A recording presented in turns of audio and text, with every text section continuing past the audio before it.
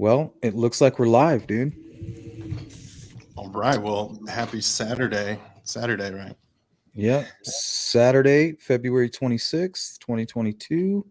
You got Fig and you got the Sleuth Man, and we're here to talk about Delphi. Thanks for joining me today, Fig. Hey, thanks for having me. Yeah, I appreciate it. Um, yeah, we almost just had our own little show behind the scenes. I was like, we got to include all these people in here, all this cool information. Yeah, talking about theories and stuff. Wait, hold on. What's this? I got something. Hey, I might have my first member. Oh, congratulations. Meg Lunt. Thank you so much. I hope you're ready for some conspiracy theories, some unethical behavior, and you have to swear to secrecy when you join. So, and you got to get a tattoo. Dang. The Hope you're salute ready for tattoo all. on the logo. It doesn't have to be on your face or anything. I'll leave it there. I'll leave that there. Yeah, it's like the military, dude. All right, that's cool, man. First member. Thank you so much. We're gonna have some fun in there. If anybody wants to join, um, what's this? Tina. Thanks, Tina. And you guys have any ideas or anything you want to talk about? Let me know. But tonight, hanging out with Fig, we're gonna get into kind of something a little more advanced. I'm always up for some trouble, but these topics are a little more advanced. So if you're kind of new to the Delphi case, jump in the chat. We got a lot of cool people in there, a lot of knowledgeable people that can kind of answer those basic questions, and then we'll do our best to get to them. But what's on your plate right now, Fig? I'm working on a video and it's a lot of work. So if people ever wonder, man, I wish there was content creator, just a video would come out every day. I wish that too. I really do. But it's like, I mean, it's a fun process. I enjoy doing it. Getting the clips that you want, doing a voiceover, then the music to match up with it. And then you'll think of something else as you're making it. And it's a lot of fun. But it does take time to get things just right. And I'm kind of OCD with things, but it helps brainstorm. It gets you thinking when you're in the video creation process and you're researching things. Yeah, the research. It's exercising the brain. It's like, maybe I never thought of that before. Yeah, I love diving into all the FBI stuff. Like everything that they put out, like Bob Mueller, all the stuff he puts out in the handbook, like when you're researching like serial killers, signatures, and stuff like that. It's almost like we're taking our own little college course on crime, you know. So yeah, watch it.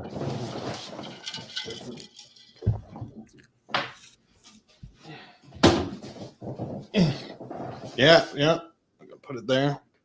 There you go. Crime classification.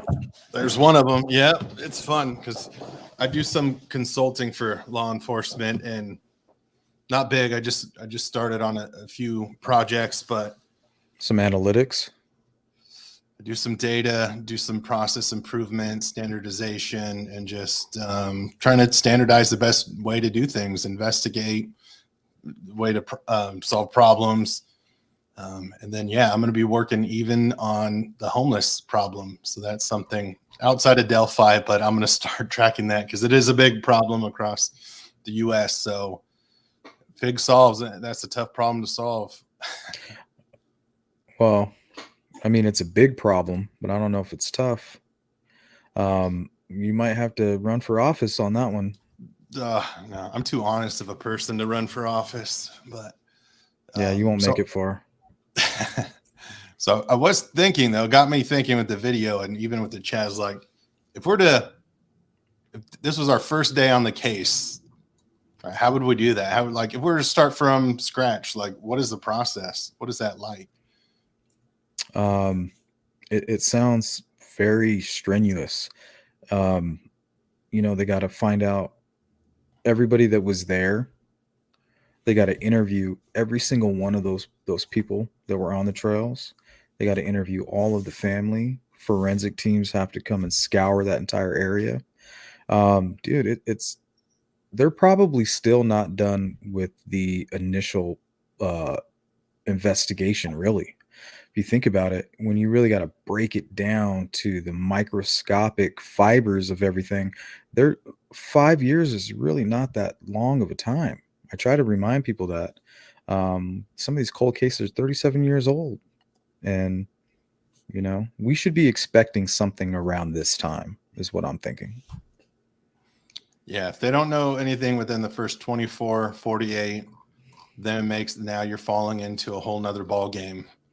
And that's years usually. So there's that window of time where when things are obvious type killings, when it's a domestic dispute, ex-boyfriend, ex-girlfriend, things like that. But this is something else. It's got a lot of people confused, a lot of conflicting information, and yeah, they have to follow up on all the leads and tips too. And seems It's like the a bunch of them. details. The devil's in the details. Every little thing, like the house on the end of the trail. Nobody was. The folks that stay there were snowbirds, and the sun would come by every once in a while. It's almost like they would have to know that. Because seems like it was part of their trap, part of their web. I'm going to lead them there because there's no witnesses there. Nobody's in that home. So all these little details, it's almost like somebody put together this master plan, executed it. And the reason I think pictures and images and stuff, I'm not so sure that Anthony Schatz and Keegan had anything to do with this crime. Um, but I do believe that the reason why images and video might have taken place is because if this person got away, that means he was in and out. The only way you can be in and out and find any appreciation, I'm assuming from like a serial killer's point of view, it's all through gratification and some type of satisfaction. If you're in and out, you're going to want to take the photos and the videos so that you can enjoy them later.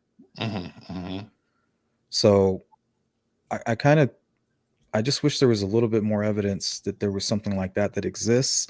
That way we can kind of chase that rabbit hole a little bit, but there's just nothing really supporting that other than speculation and theories. Yeah, so I think Keegan Kline is connected, but I don't know if it's directly connected or indirectly connected, meaning directly connected is like he knows exactly who it is, met them, knows their first name, their last name, but he's scared. He's covering that up. Indirectly is, yeah, I might have been on the same server as this guy, or I might have, sent his CSAM stuff to anonymous like sources, and then maybe even knows his screen name, but it stops there. So it's kind of indirectly. But I think, what if he has nothing to do with it? What if he's he's a this red herring? not even a red herring. He's just two separate crimes taking place simultaneously. He's a catfish. He's an online predator. So he's a fisherman of basically child porn. So every morning he gets up and he throws out his net. What do we got today for my sick pleasure, my sick entertainment? And he just happened to do the same thing that morning, Okay, let's go ahead and throw our net out there. But while that was happening, at the same time, there was a murder being planned and about to be executed. And it's a huge clue, but there's a possibility that this Keegan Kline has nothing to do with anything. Kind of like with the car. So these little videos that I'm working on are about that. It's kind of like having these really powerful clues, but with no way to tie them together. Mm-hmm. Yeah, that's the hard thing, is tying it together. So I guess there's a bunch of pedophiles that are in the area that even maybe have some of the synthetic identity charges. So why aren't they talked about? And it's because Keegan Kline liked her phone. He happened to be catfishing a girl that was murdered. So it could stop there, but it just, I mean, you have to go, do I trust law enforcement, what they say or not? Because sometimes they flip flop. But for them to whenever I bring that up, they say, "Well, what about the Facebook stuff?" and him leaving to Vegas and him trying to create this fake alibi or whatever with his father. Well, if I was catfishing somebody, let's say I was catfishing somebody this morning and they ended up being murdered later in the day, like I'm gonna know that I'm pretty much screwed Hmm. for all the other stuff that I've been doing. Yeah. I don't pay much attention because the same thing. I don't think that really shows his innocence or guilt. I think that shows his guilt that he was contacting her, and then yeah, he would want to Mhm. distance himself away from her as much as possible. Yeah, it's true. It was, I think they were monitoring him since the house arrest, the search warrant was served February 25th. And I think they were monitoring him because the fact that they let him out of jail for those 3 years, there had to been a deal made. There's no way you're going to let someone who confesses to all these crimes, right, just out, just I not even mean, book them. it's possible if you can't get certain people to testify, or if some people are like, yeah, my child did this and that, but I'm afraid, to say anything about it, or um, there could be some reasons that we're just not privy to, that something, there might be something that we're not considering, is what I'm saying. Oh yeah, there could always be that. I'm just looking at the affidavit like, wow, he admitted to all this CP stuff, the CSAM, and they have evidence. They took his like 6 different devices. So to keep him out of jail, they took him home that night. They took him in, he did a lie detector, and then they drove him home and dropped him off. So he must have said something during those interviews, like we're talking about with CD, how important the interviews, the pre and post lie detector test interviews are. Like maybe he gave a little something there. Is like, Oh, you think something for them to I'm nibble on? I'm of course speculating, but really that's all we could do to piece some of these things together. But there must have been something where it's like, I know, and I'll find out who it is. But like, okay, I kind of know this group of people. I don't know exactly who it is, but I'll find out. Seems logical. And the way Keegan Klein commented, he said, "Oh, I know. It's because law enforcement said I was the last person to communicate." Mm-hmm. Okay, so the only way that I would consider this whole Anthony Shots being connected is if he's being honest. He's like, "Yeah, I'm a piece of shit. I'm a chomo, and I'm gonna rot in prison for the crimes that I committed, but I didn't communicate with that person." So it's almost Right. like he has no reason to even lie about it. Mm-hmm. You know what I mean? It's like, I'm in prison, might as well accept it, get it over with. But it's almost like, yeah, there may be somebody who's watching from above, like a cyber stalking somebody who's having a catfish conversation with a minor. Right. So I would, yeah, that's indirectly connected. So somehow he's unknowingly connected to it. But Yeah. I think there's a connection. It's just a thought. Yeah. And it just hurts me to consider the fact that law enforcement, that might be all they have. Like, he communicated with her. Does that mean he killed her? No, Right. we don't know. No. And probably going through her social media, I'm sure there's a lot of people who communicated with her. But yeah, not a catfish. I'm sure, well, not Hmm. sure, but there's probably only one catfishing person who was talking to her. And probably the conversation was he probably invited her out there to the trails. And what about the idea that there was no social media involved? This was a planned killing that really just needed, the subjects to fall into his little web. You know, he's like, okay, there they are. Everything looks good. It's perfect timing. If I can corral them away from the trails into my trap down here, I will be, no matter what, I will be successful. I have my exit strategy. I know nobody's home in this house here, for whatever reason. I don't know if they have a note on the door, or if this person might know the son, maybe at work. He worked at Subaru, this huge company. Mhm. The son that lived at that home at the time, I believe. So maybe somebody overheard him saying, hey, you know what? My parents are snowbirds. They live on the end of the Monon bridge, on the south end of the Monon High Bridge. He's like, well, that's perfect. You know, that's where I'm going to set my trap right there. Yeah, that's always possible. I was going to ask your opinion on the bridge. I heard a theory that, say, he started on the side where the girls were, and then he did like the turnaround move, like he started walking, and then he actually turned around. So the video is of him actually after he turned around. Well, I can share my screen and kind of give you a little bit of context on that. Let me see. Or I can just pull out a map. I have one saved here. Okay. Yeah. And as you're pulling that up,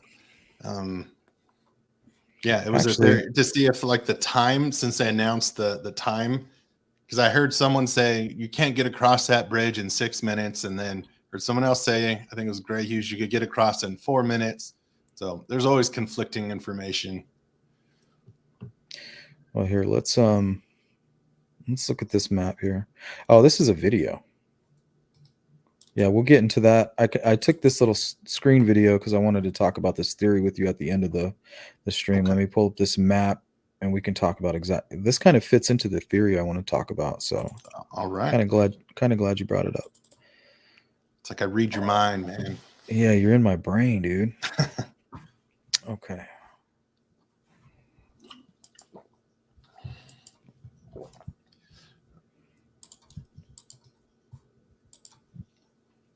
I'll check out the chat too. I'll multitask.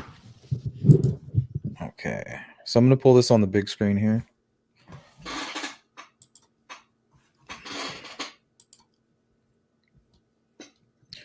Okay. And you guys can all see my cursor, right?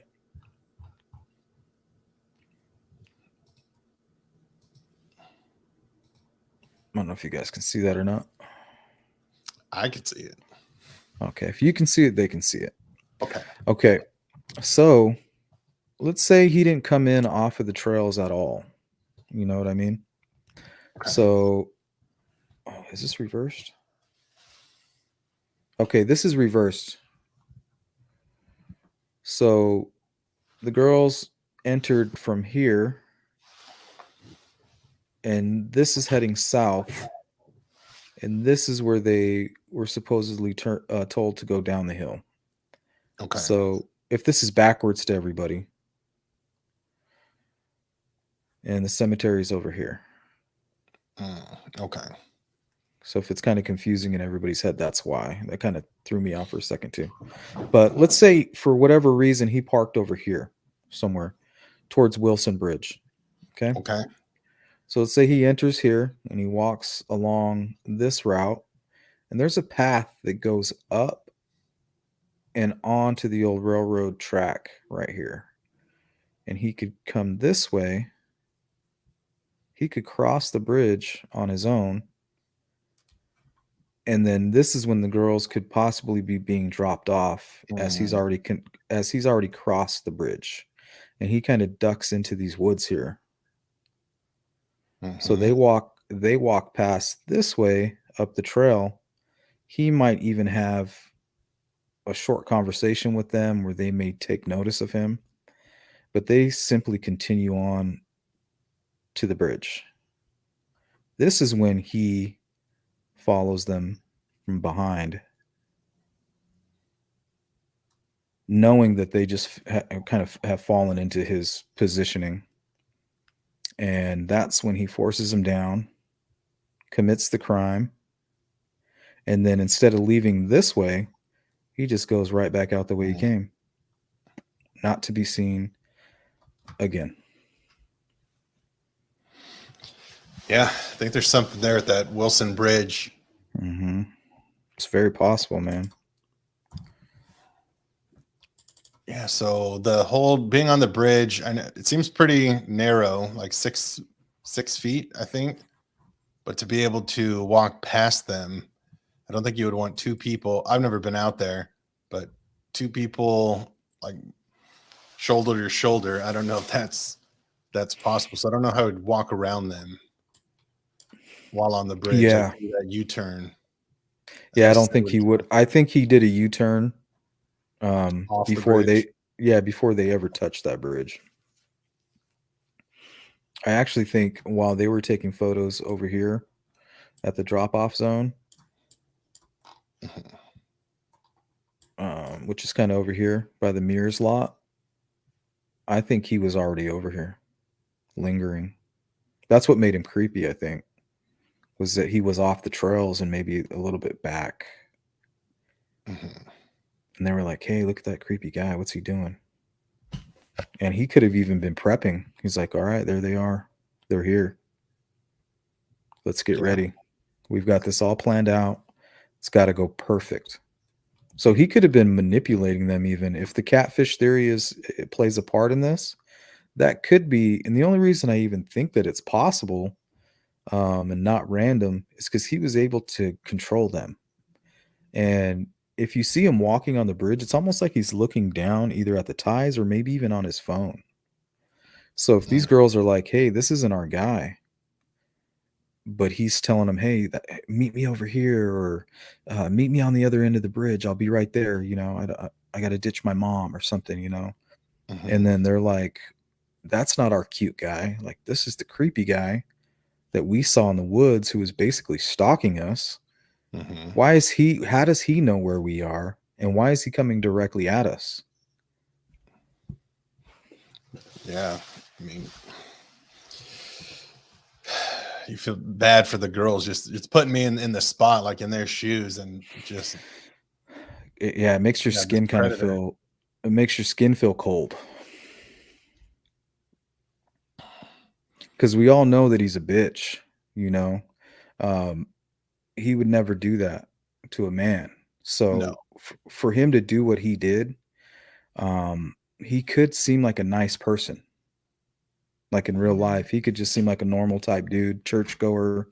Um, but the people that are going to know what he possibly did are the people that are closest to him. Maybe a girlfriend. You know how you always had those friends and people you knew like growing up and in life where they're like they seem a certain way, but behind the scenes, they're the type to beat their girlfriends or do something really creepy. Um, I think that's who we're looking for. Somebody with rage issues. Yeah, the hiding in plain sight, folks. The BTK, he was the president of his church and worked at the alarm company, and just no one knew. They put on this front. Family man. The only thing that always throws me off with every theory is when it comes to the staging. It's almost like, to me, that speaks of revenge. If this isn't a serial killer and this DNA isn't matching with anything, for somebody to pose them, it's kind of like, look, I warned you. I told you this would happen. Now, look, it happened, kind of thing. Yeah, if they're taunting the police with the posing, if they're Or trying to throw off, even the family, yeah, like a certain family member, or even the girls, or a friend of the girls, or like, I tried to warn you guys, you didn't listen, type of deal. there's this one show on HBO Max. I don't know if anyone watched it. I'm sure someone in chat will know it. But the guy's like 80 something years old now. It was the prosecutor's son is the one who made this documentary. And it was about this guy. He allegedly, it sounds like he did, like beat these three women in a cave, beat them to death brutally. And he posed them after, and the reasoning, so first like he confessed earlier on, and then while he was in jail he was saying that no, I didn't do any of it, I'm innocent. But he said he was doing it to rob them, which you wouldn't rob two young girls, so that'd be idiotic, of their camera. But he did try and pose them to make the police think, to throw them off, that it was a sexual predator who did this, like one of those weirdos. Which he had like a rape conviction early in his life too, so he might have, I don't know if he actually raped them or not. They didn't talk about any of that evidence, but so he didn't stage anything like bring any non-secular items or anything like that, but it was like a Just spur of the enough to moment. just enough to mislead. Right. And when you read the FBI handbook on these types of crimes, they talk about how the majority of signatures are created simply to mislead law enforcement. They're not, some type of psychological satisfaction or anything like that. It's either simple signatures, like you shoot somebody and they kind of fall strange, and you're like, oh, I don't like that. I kind of know this person. I'm gonna kind of put their head back to where it's not all twisted weird. Boom, that's a signature right there. And then you got some where people are leaving maybe satanic symbols, trying to make it seem like some type of ritual, Cult stuff. Yeah. Mm-hmm. Yeah, and then I was reading, studying this case, it put you on different things, but how Ted Bundy later in his killings, once he was getting more confident, he started getting sloppy and would just like stage them just to try and throw them off, or he wouldn't take the bodies anymore and dispose of them and just like throw some branches on there. So there's also some signs that show that it could be a experienced serial killer. That's why it's so confusing. Or it could be someone who's real intelligent and it's their first kill. That's why they're not in the database, or they just haven't been caught yet. Doesn't mean it's necessarily their first kill. But yeah, I mean, look at Thomas Jerome Bruce. That dude's been doing all kinds of crazy stuff, and he had no criminal record at all. And this is the guy in his I think in his late 50s, early 50s, committing multiple murders, multiple rapes. He wasn't on file either. Yeah, they just haven't been caught yet. That shows Murders at Starved Rock. I had to look it up in case anyone was thinking about the case that I was referring to. And I kind of have a scene. I don't know if I could share my screen, but I could show that. You sure can, man. If you want me to. Yeah, you load it up and then I'll add it. You just tell me, okay, go ahead and add it. It'll pop up here backstage and then I can add it up. Yeah, man. Let's keep it flowing, dude. I know you got a lot of stuff we're going to try to cover today. Just to give everyone an idea now, it is kind of graphic. They block some stuff out. We're all grown here. We can handle it. Okay. I mean, I'm looking at crime scenes all the time. I mean, you're not going to show us anything new. This is a true crime podcast. Okay. Yeah. And it's on HBO Max. Discretion, viewer discretion is advised. Yeah, there we go. I feel better now. Oh, okay. It wants me to share that. Yeah, let me remove this map so it doesn't slow us down.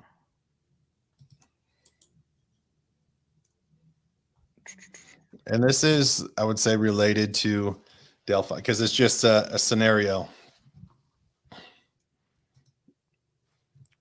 Okay. Do you want me just to add it now and let it play? Yeah. Chester Weger wakes up in the morning after his confession, and they ask him if he would go down to the canyon for a reenactment. He was put on a metal leash, drug around this canyon, and he explained to dozens of reporters how he committed the Starved Rock murders. Sheriff's deputies take the place of the women as Weger reenacts the crime. And I think the thing that made it seem so profane was the fact they weren't lying where they had fallen, not willy-nilly. They had been put on display. Their legs spread-eagled, their underclothes torn away. He rips up their clothes. He says he wanted to make it look like it was a rape. Well, a rapist did this crime. So it's just a short little clip. I mean, I think it's like 4 hours long, that documentary, but yeah, that looks well done. So there's that. In a panic, it sounded like this guy was in a panic. He was trying to rob them and he didn't, I don't know, he lost it and then is trying to clean up or whatever. That's what he thought of doing. All right, let's jump on this chat here. Let's start here with digital. Even if law enforcement knows who did this, how would they know exactly which side of the bridge? Witness, confession, video. How could they be sure at this point? What do you think?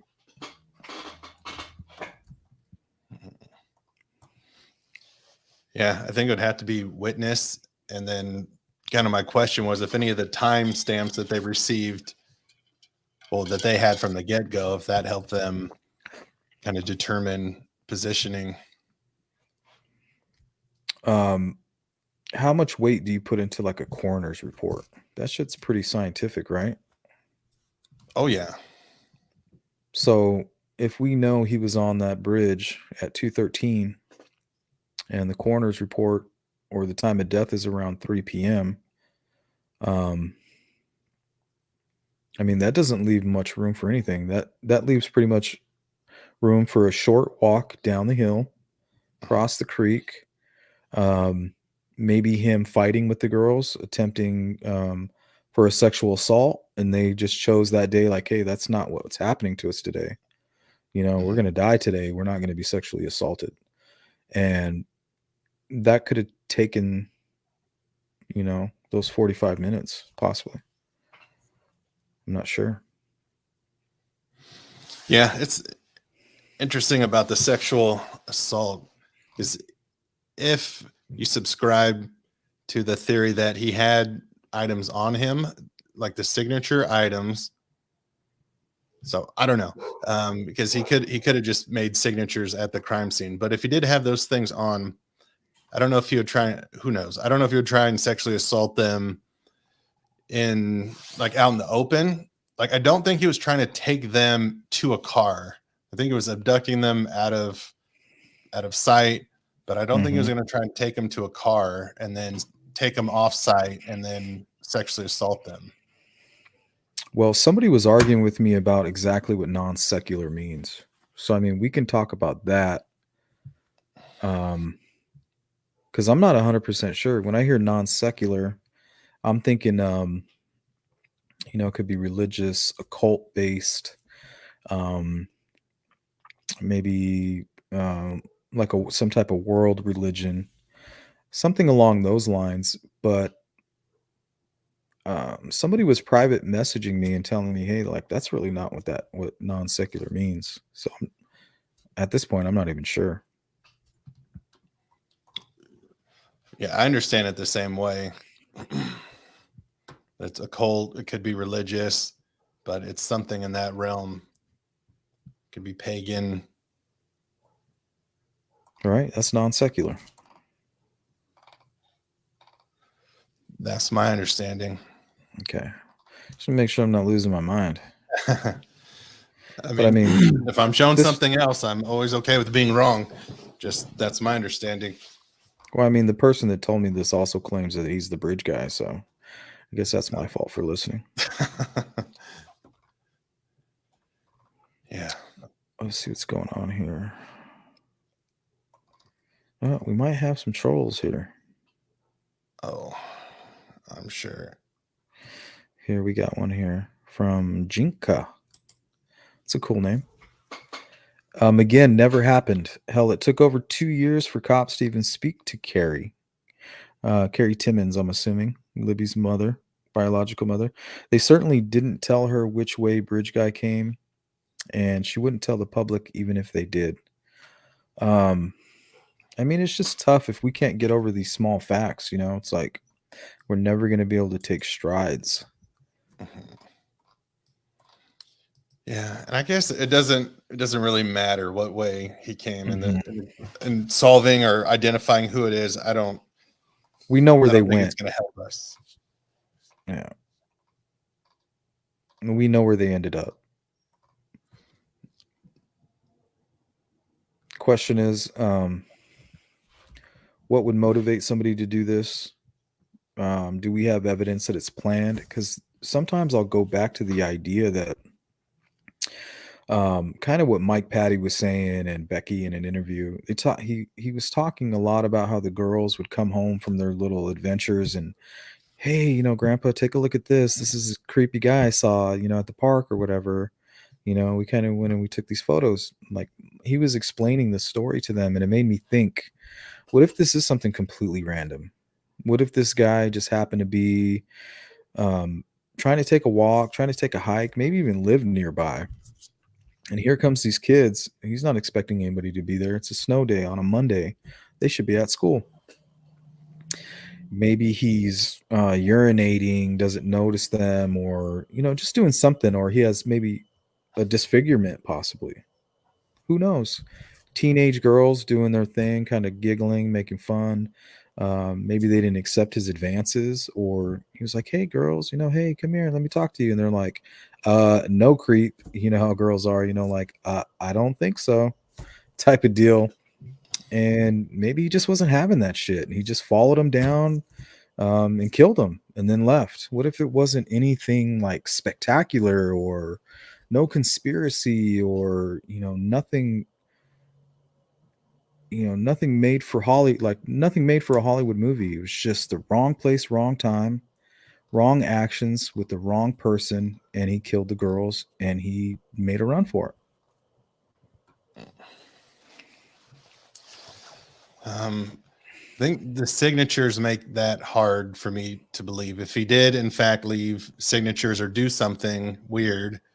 So I think it's mixed. I think it shows there's some planned things and some unplanned things. It's a mixed crime scene and mixed behaviors. So what about panic? What about panic signatures? So to me, his voice, I know it's inconclusive, the small sample, but he sounded pretty calm in that. So I don't think he just got mad at something, like yelling, and then all of a sudden, guys, down the hill. Like, to have that range of being really upset and then sound somewhat calm, that would be surprising. It's not impossible. He does sound like he has purpose. And I think his jacket was stuffed with things, so that shows that it's planned. But maybe his plan didn't go exactly how he wanted, so that's why the crime scene shows mixed signs. Well, what if he was doing something else there? What if he was fishing? What if he parked somewhere completely off the trails and then just kind of made his way towards the Monon Bridge? There's good fishing there.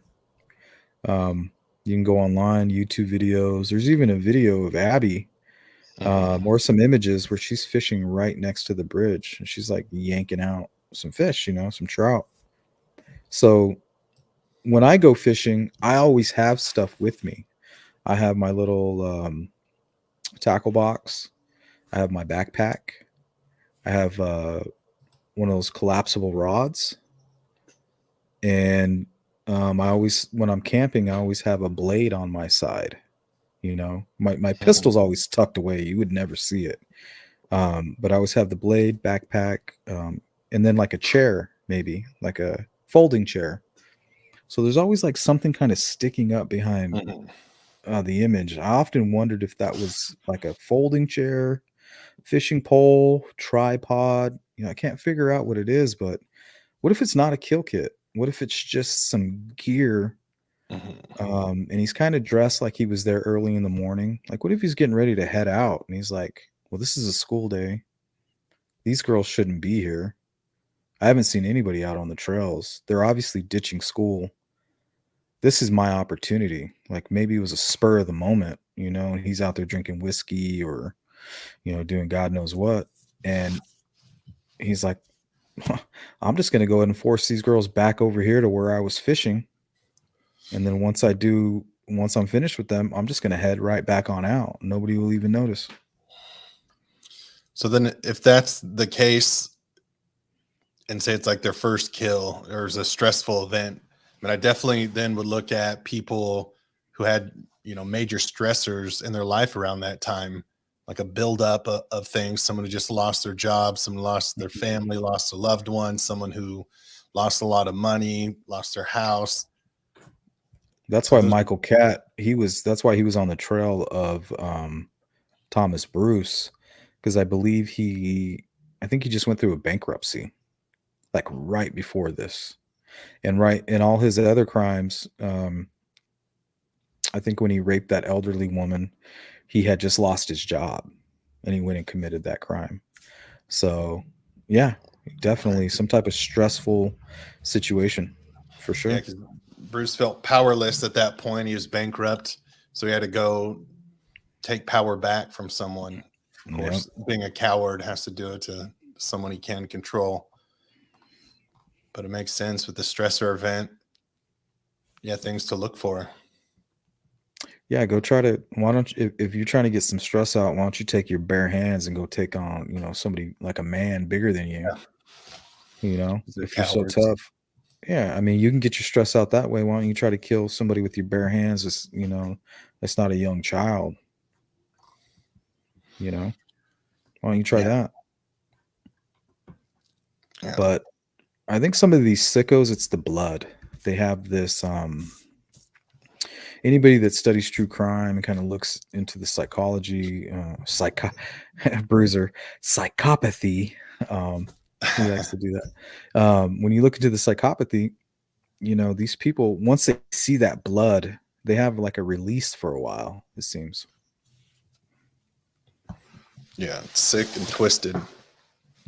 But why? Why do they need that? Why do they need to see that suffering, Yeah, something's empty in them deep down. They're trying to take power or control of someone else's life since they don't have control of their life. So it's just sick and twisted.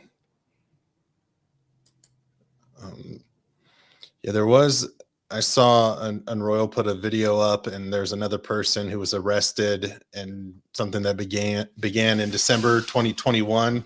So it looked like it came out of the same time period as the press release for Anthony Shots, Keegan Klein. Mhm. But it's like there's a new one every 1 or 2 days. So this one is from a 30-year-old from Mitchell. And I'll say his name because he was arrested for I'm going to read it. It says manufacturing child pornography, Alan D. Kemple. So it was a news article in Lawrence County. So I don't know where Lawrence County is in comparison to Delphi. But yeah, child exploitation, possession of CP. Ask Jill. Hey, Jill, what's the proximity to Delphi there? She'll tell us in the chat. She's local there.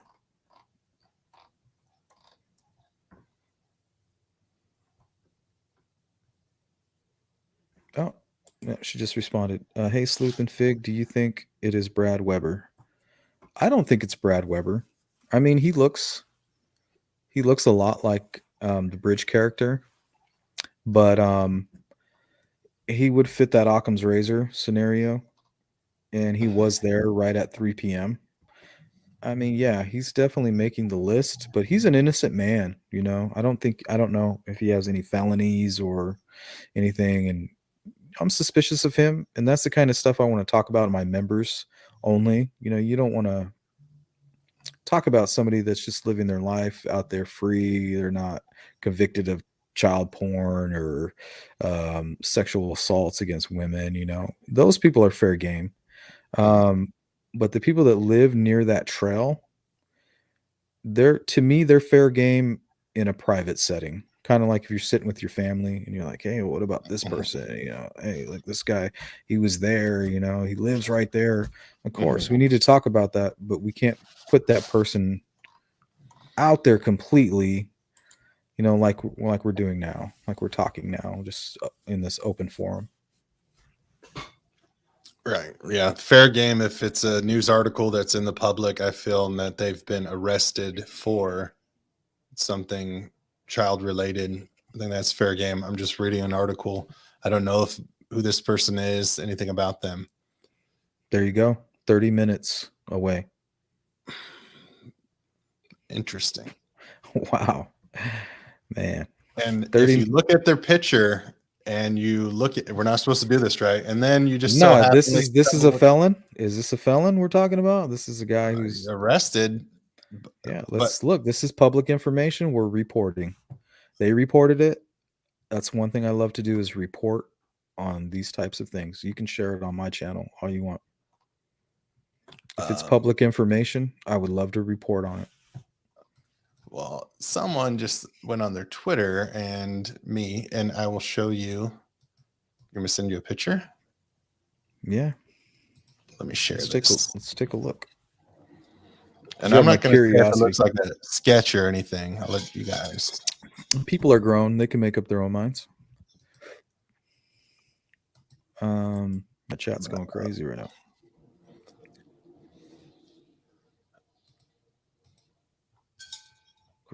Okay, that's interesting. There was also a missing person from Delphi who was found with a supposed self-inflicted gunshot wound. I'll release more information on that, but it seems possibly tied to all this stuff. Oh, it's going to want me to share. 2016, if anybody wants to look into that. Okay, I see it. I think I need to remove the other one. Hold on. No, you might need to remove it. I'm sorry. Oh. Remove from studio. Okay. Let me know when you want me to add what you got up here. Yeah, you could add. I think I just see your desktop. Let's see.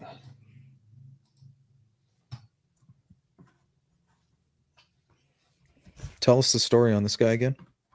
So this is the person who I just read about, who was arrested for the CP stuff. Mm-hmm.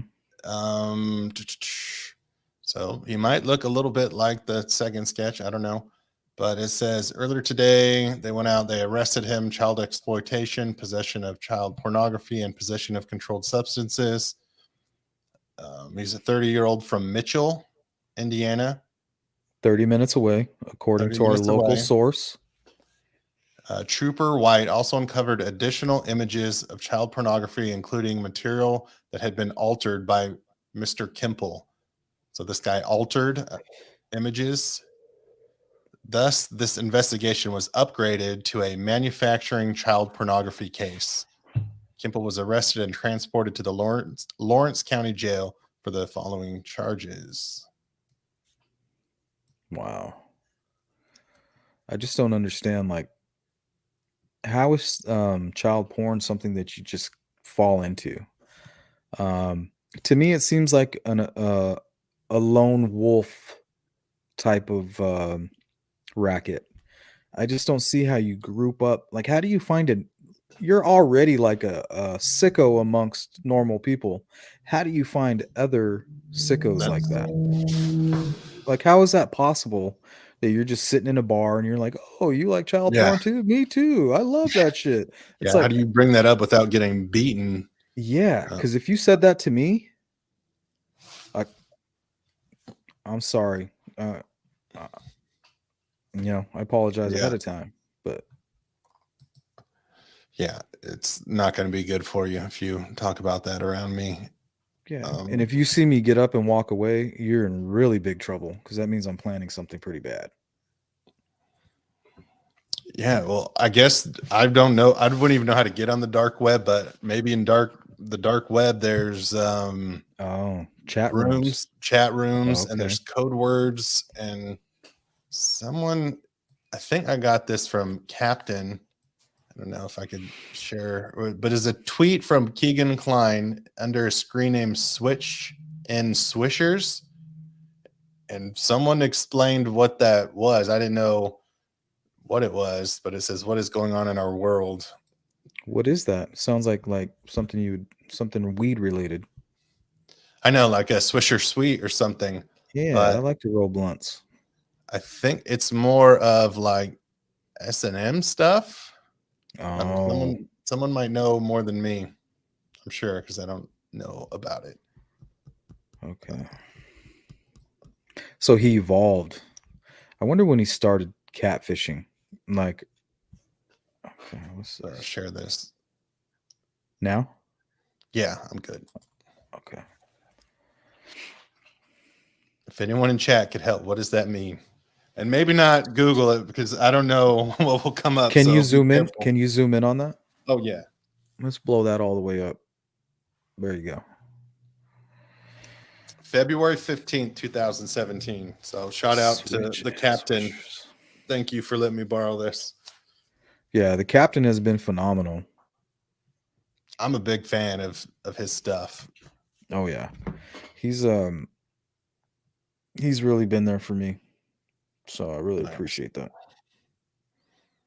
I know he had a video up. I'll just say I was watching his video yesterday. And then I'm like, oh crap, that's my voice. What am I doing on his video? So I'm like, man, that is so Ivan just like, man, that is super cool. Just took a step back. Like someone I've watched his videos and I really like his logic on different things. So it was an honor. I really he was nervous. He was very nervous because he was kind of stepping a little bit outside of his norm. You know, he's kind of getting into the nitty-gritty of it all. And man, people really have been treating him bad. There's just a lot of this negative energy kind of going around, specifically on Reddit. I've noticed YouTube and Reddit, they seem to go hand in hand. So when they don't want to come out and blow up the spot on your video over there in YouTube land, they go over there at Reddit and they really start throwing the barbs. You know what I mean? Yeah. Now someone said the captain's my favorite. Mine too. Like he's great. I don't know. I watched the video. If anyone I don't know what people would be mad about. It's no work. I don't know. I enjoyed it. I was like going to watch it again today, and it was 27 minutes long. It was nice and long. It was a longer video than he normally does. And man, it was great. Like I was glued to it when I watched it. Yeah, you can tell he puts a lot of work into it. So for people to, I know he said like, this is a one time, like I'll kind of speculate on something, but it wasn't even a big speculation. It's like things that are put out. All. Yeah. And he didn't claim facts at all. Like when he talked about the Parabon, the DNA sketches, like I just went flat out and said, yeah, it's a fact. And I said, according to Kelsey, it's a fact, not according to me. You know, that's Kelsey's words. But he didn't even say anything like that. He didn't even say it was a fact. He didn't say this is factual. He's like, you know, this is possibly what's happening. And I don't know, man. There's just a lot of this negative stuff going around. And for him to take a break from things and then to come back and to be treated that way, it's unfortunate. Dude, because he takes that stuff personally. He goes out of his way to stay neutral on things and to be really dedicated to the case. You know, unlike me, I'm all about how I feel about things. I'm not trying to appeal to anybody. I'm like, either you get with it or you don't. You know, either you like it or you don't. He's really trying to communicate with a large group of people. And I mean, we really got to start doing something about this negative energy. Like people, if you see it, don't be negative back. Just say, hey man, let's keep it positive. Like there's no need for that. Healthy criticism is always a great thing, especially me as an artist growing up, whether it's painting, music, film, anything. Criticism is the best thing. It will make you better. It'll make you bigger. It'll make you greater. But there's a difference between healthy criticism and then just straight hate. Well, it depends who's criticizing you. When there's someone who cares about you and is criticizing you or just pointing out things to work on, like I take that like, great, please give it to me. I'm going to get better. But if someone who's doing it out of hate or jealousy, then you can't get anything from that. Their intentions aren't there for you to grow from it. It's just, they're trying to bring you down. So it's really hard to grow from that. It just, we could go on a tangent on that, but, and I'm sure something's going to get me pulled into something, but I just, you know, like I told you, and I tell everyone, like I only speak positive of people and I only speak on my experience with them.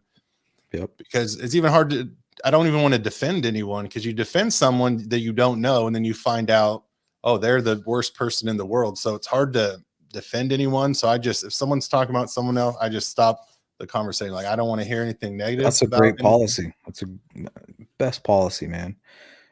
Just stick to the facts. But the truth is, the way you represent yourself and the way you carry yourself is it's on just a professional level that's much needed in this community.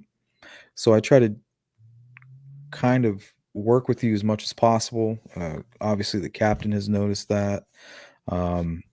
You and the captain and a few people who will remain anonymous have really been like a huge support system for me.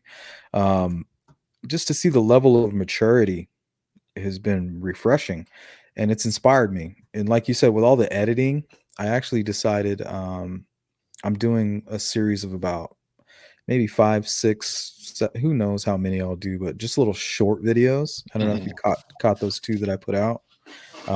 Yeah, I'm just gonna put make a little series of short little videos. Those are fun. Yeah, I think it's the way to do it. Short ones. I mean, but then it's like you need a masterpiece every so often. That's it. Once a month or once every 2 months, be working on that one because it takes so long. This one I'm doing right now, it's going to be between 15 and 20 minutes. I mean, it's good, but I could probably cut it into 3 separate ones. But I'm like weaving it too much together. But like the ones that I think are good are like those 2-minute videos, just doing an analysis on something and just keep it at one subject, because then it's easier for people to go back to it and they don't have to skip through 15 minutes of things to find one section. And if you're a perfectionist, I had to train myself not to be that way, especially with music production. It's really no different when you're editing these videos. It's very similar. It's always like, okay, this looks great. Let's go ahead and replay it. And then you're like, oh man, that whole spot was just way off. But it's really a domino effect. You know what I mean? Like you can't change this without changing like 20 minutes of the video. So you're like, all right, here we go. And you've already been working on it for 4 days, 3-4 hours at a time. It's just like, man, people don't really understand like the amount of work it goes even to make the little videos that I've been making, like little 2-minute short videos. It takes a lot of effort, especially if you're trying to get it right.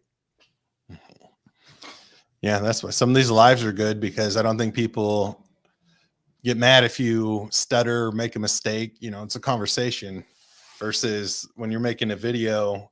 Like I'll listen to it in my headphones before I even put it out. I'll drive, listen to it in my car, and just make sure that all the sounds are how I want. Yeah, I'm OCD with it. But the research, man, the research on things, like I know we're having our little show beforehand, but some things come up. And I was looking at that Anthony Shots profile, and I noticed something, and it sounds like you noticed the same thing, and you were having a conversation with someone about the same thing. I'm like, man, I better hurry and put this video out. Yeah, you got to be quick with it. And it's a good theory. I think you're a great addition to the mix, to be honest, dude. So, and I don't want to be one of those people that just feed your ego and like, hey, I'm going to big you up, until your head, it just kind of explodes. But to be honest, it is a breath of fresh air just to be able to pull you into a live stream, nothing planned, nothing at all. And we're able to just kind of really get to the heart of things. Well, I appreciate it. And you've definitely helped me out. I'll ask you a few questions here and there. And so your advice is always appreciated. And definitely, I mean, the subscribers, I haven't even checked, but there's a lot. And I know they come from you as well as from Bloke. But pretty much, yeah, you two are the ones who I've been on each other on the shows. But yeah, it's great when you provide an environment where people can speak their minds and talk, and it's okay to have different opinions. Yeah, I mean, we appreciate you. We're just pointing everybody. It's kind of like, hey, look over there at something that's already kind of like shining. You know what I mean? Like if you didn't notice the shiny thing over there, so it's nothing we're really doing. We're just like, they're just noticing just a little bit quicker. Did you want to hit up some of these comments here? Yeah, I feel like we're neglecting this chat a little bit. I know. I'll go through them. Let me come way back up here. Oh, blind squirrel. Hello. If you see anything, let me know, and I'll try to pop it up there. Ophelia Payne, always glad when you're in the chat. Jink is kind of very curious. Let's see. I think when they say a lot of evidence, they just mean like the video and audio being the majority of it.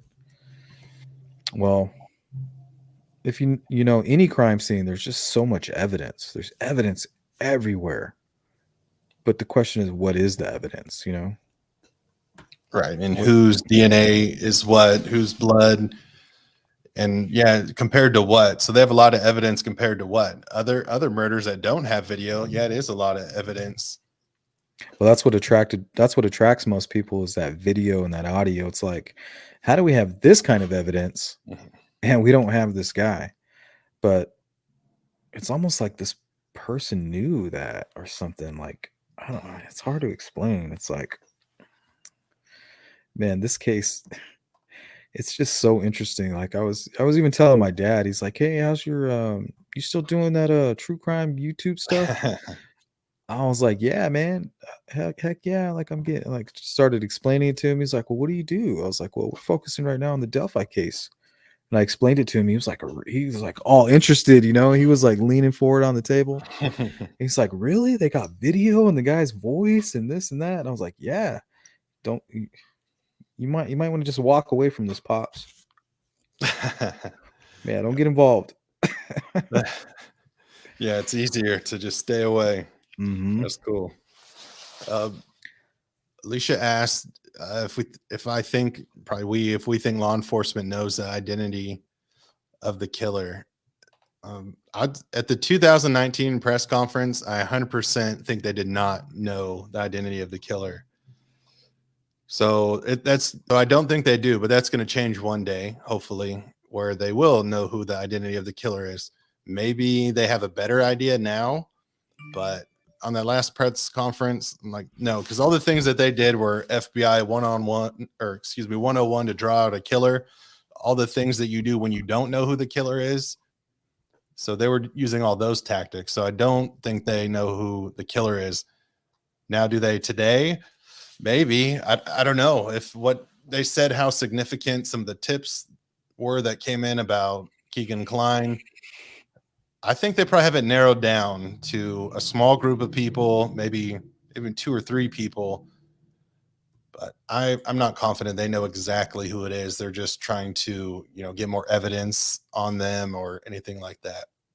I hope I'm agree wrong. with you. I agree. I think they have all these clues, but nothing's tied together. None of it. That is unfortunate. But like Tobe said in that one interview, person who was asking the question said, do you have the killer's DNA? And he said, I don't know. We don't know. That doesn't make me confident.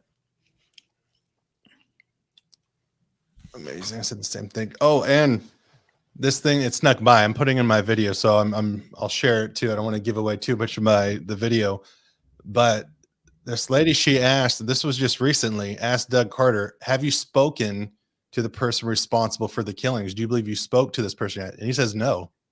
He's like, no, I don't. Mm-hmm. Exactly. So I'm like, whoa, we should talk about that more, that little clip, because he just straight out says it. Nope, no, I have not. And that's a big reveal. So that's why another reason I don't think it's Keegan Kline. He basically says, like, no, we haven't talked to this person yet. I think the question was, have they reached out? How do you feel about everybody talking about Keegan's dad? What do you feel about all that stuff? Like So the guys, I've avoided it. Me too. Like why is he not off limits? Why is it okay to talk about him? Because he raised a shit child, maybe, I guess. But so doesn't that make him a victim? Yeah, I don't know why. I don't talk about him. I don't bring him up because he does have a background, but it's not enough to bring him up. So I don't talk about him. He's a free man. He walks around free. He's living his life. How do we know that he's not completely ashamed? Right. I don't know. So I I did this thing where on Delphi Docs, the thing I do like about Reddit is Delphi Docs, because they do their best to get some factual information up there, but they have like this height and weight comparison. So like when I do problem solving, you have to think of it as like a funnel, right? So you have all the possibilities up front and you try and funnel it down to what the root cause is or who the person is.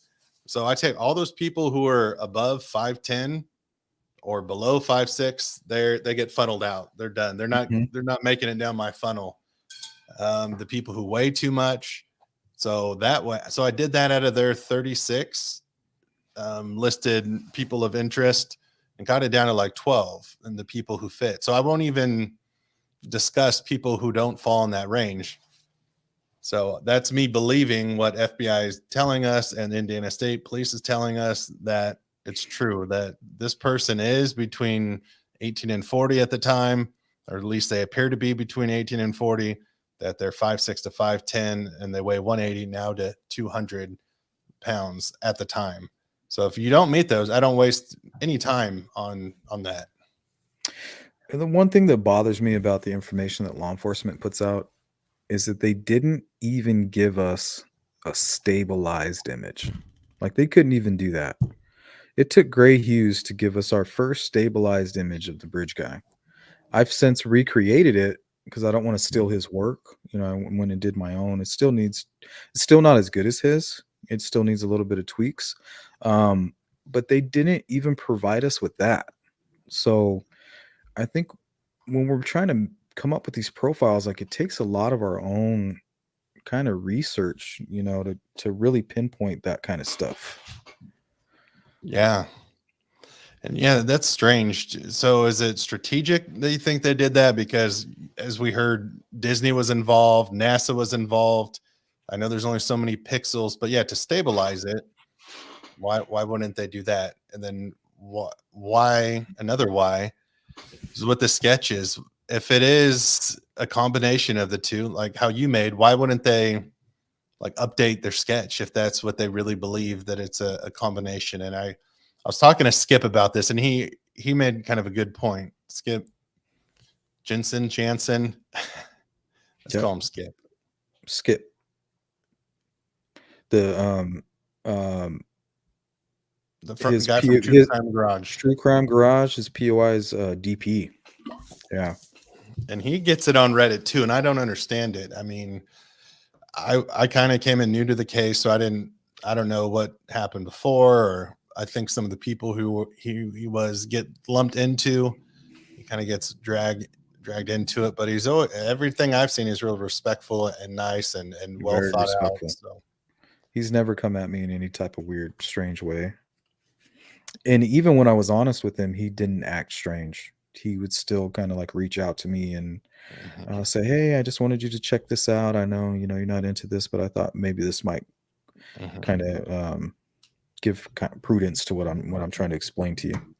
So yeah, I think he has good intentions.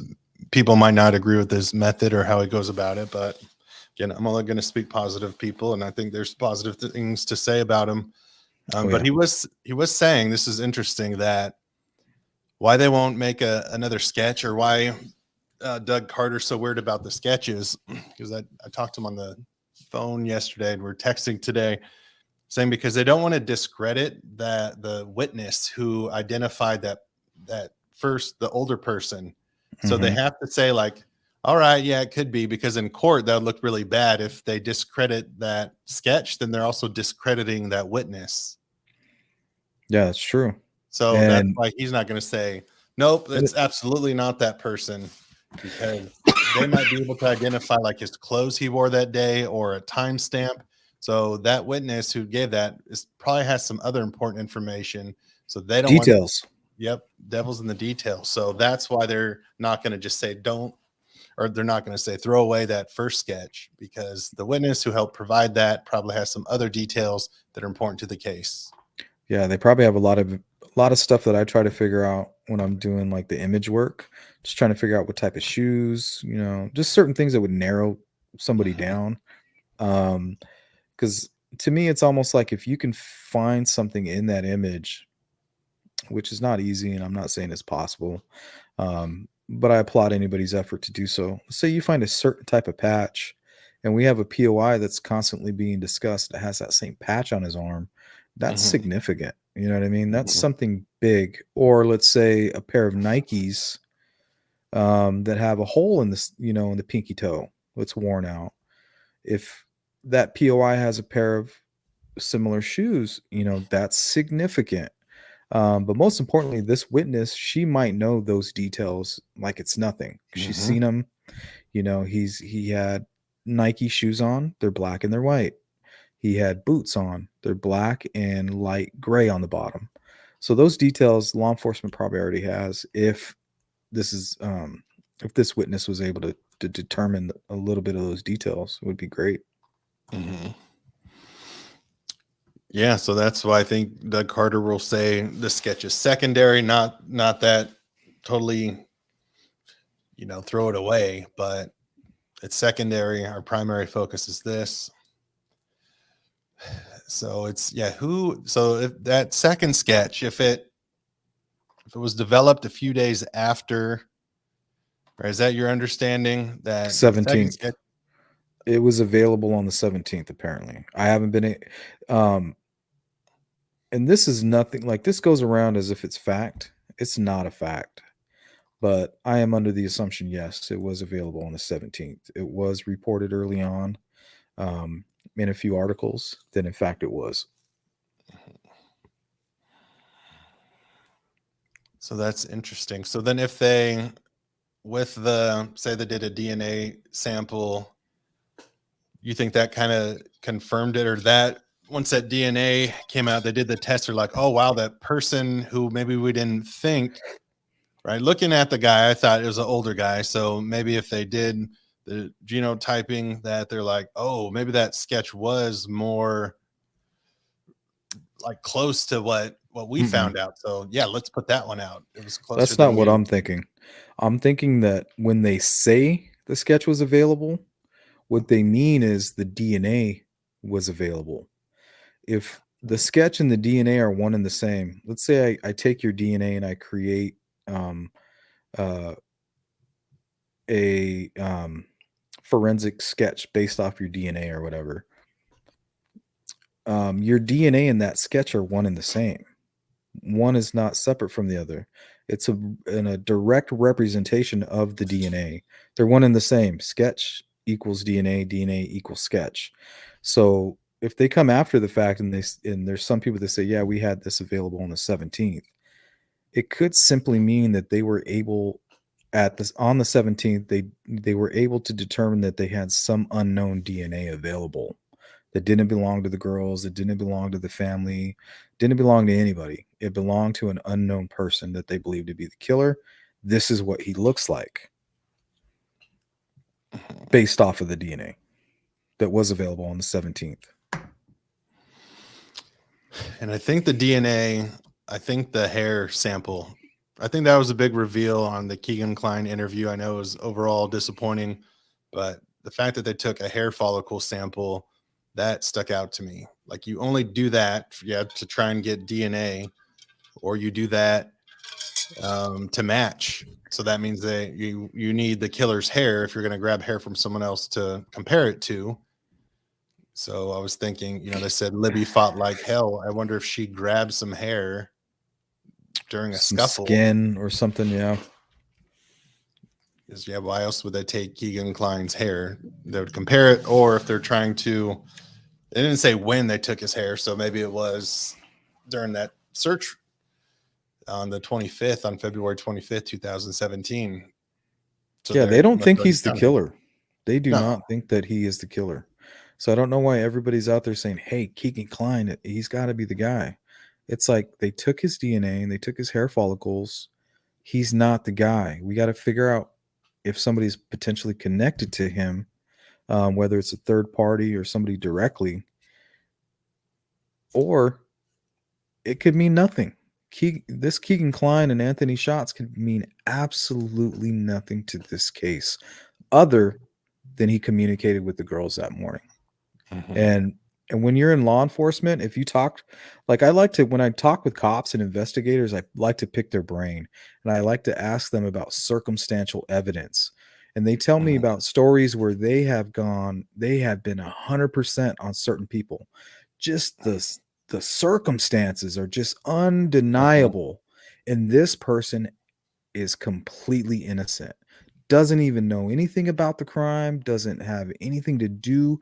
It's just the circumstances, a set of things that happened throughout that day that put this person just in the right amount of boxes checked that he was their number one suspect. Run the DNA, not our guy. You're free to go, sir. Yep. I mean, it makes sense because, right, you look at the crime scene and then your question is who they come in contact with the last hour, and you work your way backwards. The last 10 hours, who did they communicate within the last minute, last hour, last 2 hours, last 24 hours? Who was here, who was in contact with them, who they communicate with?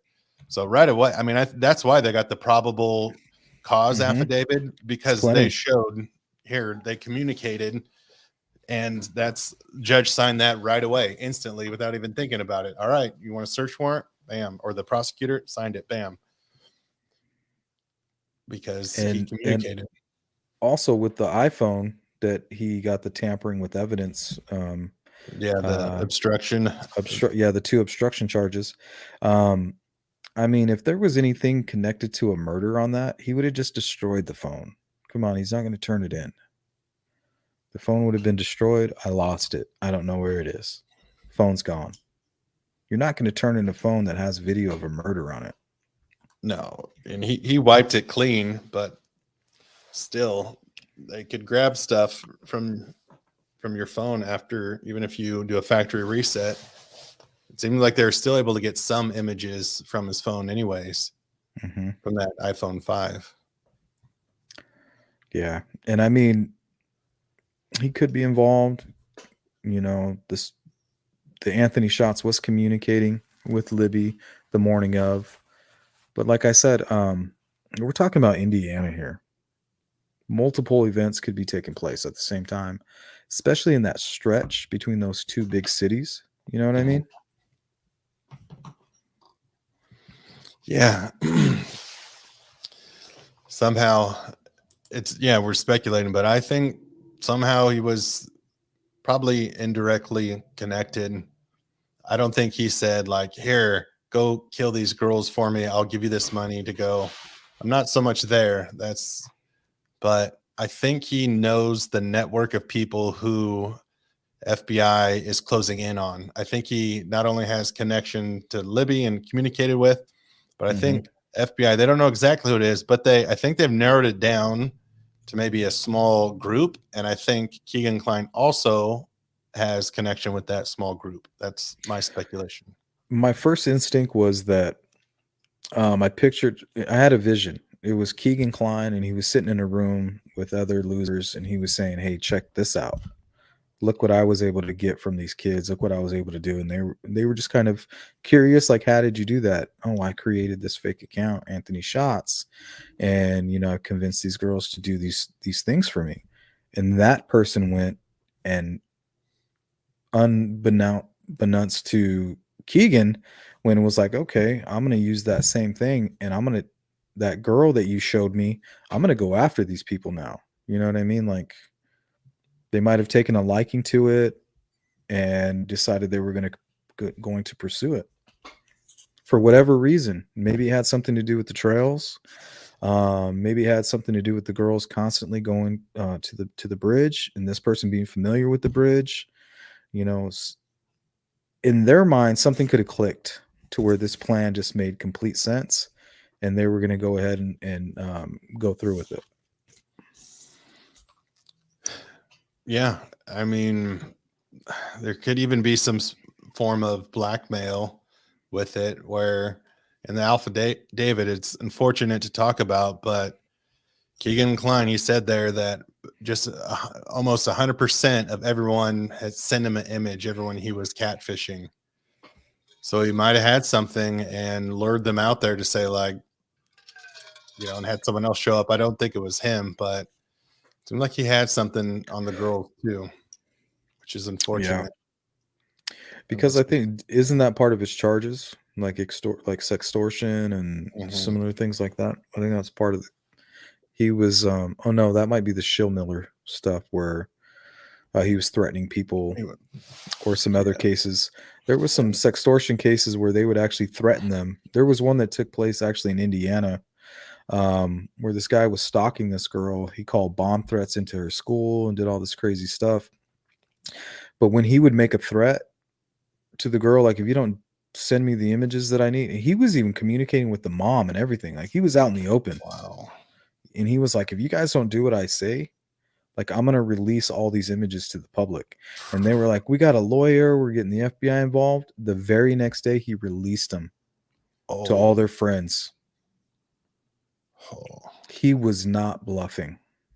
Wow. It's just they caught him. Yeah, they caught this guy. Good. And he lived in, like, I think he lived in California. And he had no connection with Indiana whatsoever. Yeah, it's that Shillmiller guy, the connection of Indiana and Alaska. That's strange. With the cop. Yeah, with the cop too. He's from Alaska.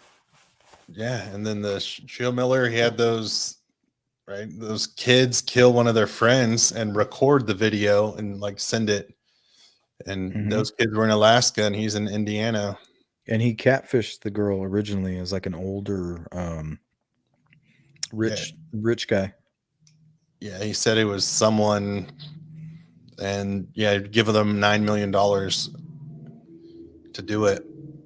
And this guy is really sad. I've been going on to his Facebook. His Facebooks are still open. This guy he's really sad, man. He would go on there and he'd be like, hey, if there's any girls out there, I'd really appreciate it if you would talk to me. Like, he was, like this, it was really bad. Oh, who was doing that? Shillmiller. Oh, that guy, yeah. Yeah, on his Facebook. But there's so many of these people that are out there, they're catfishing and they're doing all these things. It's like, I think social media just makes it just too easy. I'm not sure. The internet.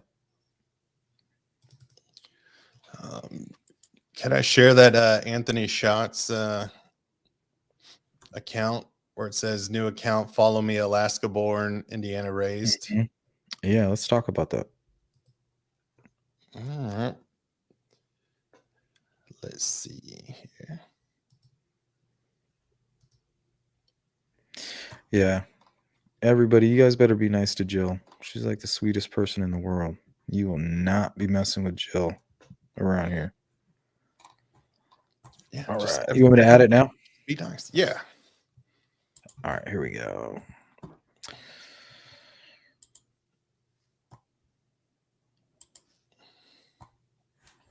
Hide the comments.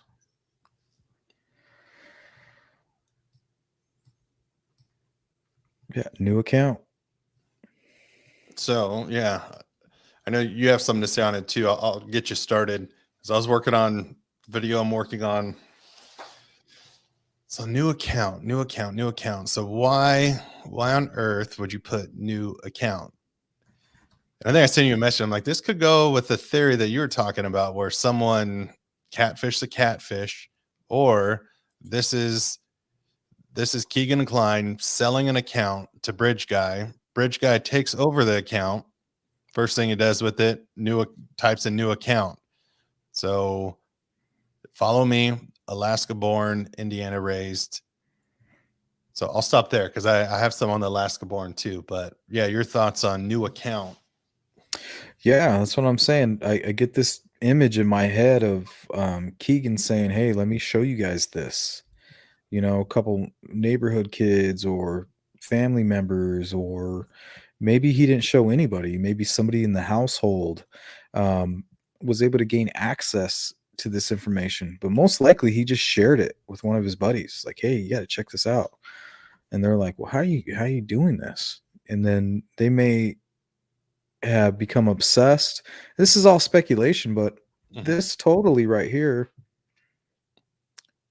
it's almost like evidence that they are related to Keegan Kline, or they were viewing the conversations between Keegan Kline and Libby and certain others kind of from a distance, maybe as a mutual friend. And knowing that this Anthony Schatz is Keegan Kline, it would be easy for this person to maybe even try to set that person up. Like, hey, if I commit this crime, they're just going to blame this guy because he showed me those images. I'm going to get away with this scot-free. They're going to waste all this time trying to track this guy down. But Keegan could have said, hey, look, there's 6 guys that know about this. 6 guys, and we could only pray that they have a list that short. Yeah, I hope so. Mandy asked a question. If we think it's possible with all the devices, seems to have one, that one was stolen and gets passed around. Either stolen, or I know his dad would travel a lot around the same time that he would do some weird stuff, and that he had 6 phones. I think 6 devices. Maybe he was selling phones, or he was, handing them off, selling them, and his dad would go deliver hard drives, or just all the traveling is like right around the time that Keegan started acting weird. Mm-hmm. But yeah, I think it is possible. Maybe one did get stolen, or he more likely sold it because he wasn't working and he was showing these pictures with all this cash. But that could have been fake too. It didn't really have to be him holding the cash. Yeah, most likely was. Okay, so then I have this other thought, and I'll spoil my video for it because we got give it to us. 321 people watching now. Yeah, we got to give them something. Yeah. Here's a thought, and I could be wrong, right? We have to speculate. For people to say you shouldn't speculate on cases, I think that's wrong. I think the detectives that I know, chief of police who I work with, they have to speculate. Otherwise, they'll get locked into something because it's critical thinking, and then it'll have them take a different path that they maybe didn't know. And sometimes you have to go with the simplest thing, the Occam's razor. So, but here's kind of a combination of the two. So I'm thinking, if I'm going to catfish someone and I know this person is from Alaska, I'd want to distance myself as far from the actual person as possible, right? This real life person really lives in Alaska. So I wouldn't want to put Alaska born. I wouldn't want them catching wind that I'm using their pictures. So I would try and distance myself from Alaska if I was catfishing. But why I would put it on here is maybe I really am from Alaska. So even Alaska born, what if someone asked me, someone I'm catfishing, they're like, where are your parents from? Oh, Anchorage, or they. So I think maybe this shows that they're that bold in putting Alaska born. Maybe it's flip-flop. Maybe it's not Indiana raised. Maybe they're born in Indiana, lived there for a little bit. They just flip-flopped it. Alaska raised. And now they live in, Alaska raised from 15 on, or from 13 on. So that got me thinking. I'm like, so that's why they say he's local, but no one could identify him. So yeah, if he lived in Indiana until he was 13, kind of developed maybe a slight accent, but he knows the area, went hunting, fishing in that area, moved to Alaska for the rest of life, but comes back sometimes. So with all that, and if I really think it's connected to Keegan Kline, I'm going to pull out Keegan Kline's yearbook. Who did he talk to? Who? And, someone who was a senior when he was a freshman, anyone that he knows that moved to Alaska or moved out of state. So I don't know. It's a lead, but someone in his age range that's moved within the last 10 years to Alaska. If there's no one, okay, then I'll keep moving on. What's the next one? But it's somewhere I would start. This is my opinion on it. Okay. So let's say this is the killer. And he created the new account based off his information from Keegan Kline and how Keegan was able to gain access to these young women. Let's say this guy is a little more calculated. So he just happened to do a little more research. He's like, okay, if I'm catfishing these girls and they do their own little bit of research and they find out who I really am, they're going to know I'm from Alaska. But I'm not in Alaska anymore because I need to be in Indiana for you in order for you to meet me there. Mhm. So that might have just been him trying to just be a little more convincing, because if these Mhm. girls did a reverse search on that image or happened to know who this person was, they'd be like, "Oh, you're a model.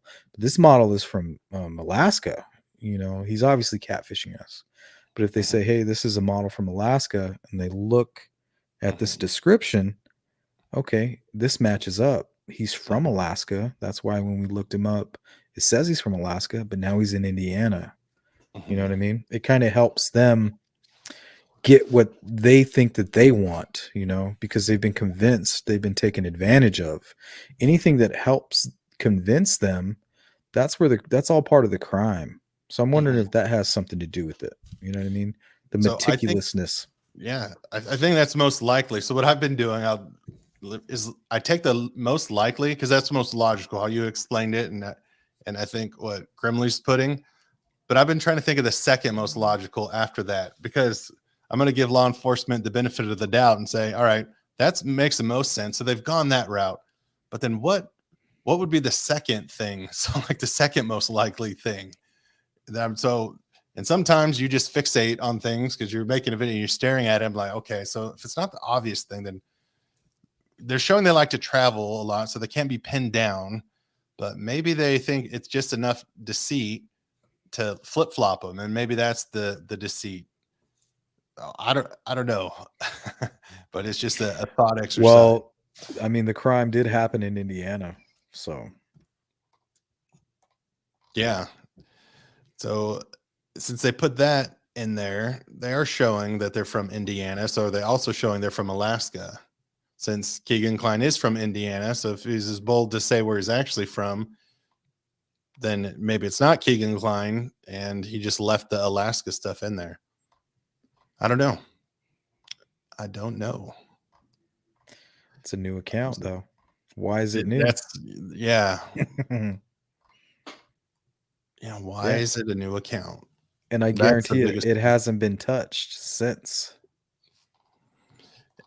since until December 6th is my Mhm. theory.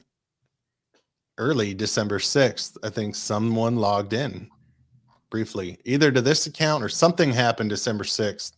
And that's what I liked about Captain's video. Of course, we all like things when it's the same way we think or what we thought about, Yeah. confirmation bias. But Mhm. I'm like, yeah, yep. I think something triggered that midnight press release of the Anthony Shots profile. I think they were signaling the killer, don't go out and try it again, because they probably thought if he logged in, then something bad could be about to happen. And they had to say, all right, enough with the games. Like, look, we know that you logged in, so we're going to make this announcement. And I think they were talking to the killer. They weren't looking for more, testimony from witnesses. They had him in jail, had him confessing. They had evidence from the things that they got from his phone.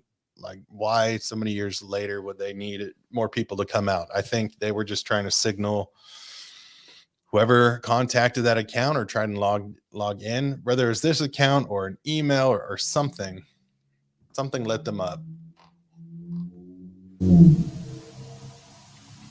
Dum, dum, dum. I agree. That's Well, why Captain still had his video up. I'd watch it again. yeah. Yeah, I wish. Well, I don't want to say anything, but yeah, I wish we could play it. Um, are you able to take some of these questions? Yes, I have to bring in this big ass bag of dog food. You able to hold these guys down for a second? I'll try my best. Okay. So I'm gonna All put you up right, I'll go through here. here. Let me remove. Oh, I have to start up. I get yapping and I don't look at the screen. Last born just in case. Yeah, I think that is. I think it's most likely. Um, Someone logged in. Yep, I do think someone logged in. All right. The room pick. Yep, that's interesting. Yeah, the obstruction of justice charges. So I saw that there's two on the affidavit. It only shows one, but then if you go on, what is that website? I did the trial where you get like, you could really look at court records, and there's two of them on there.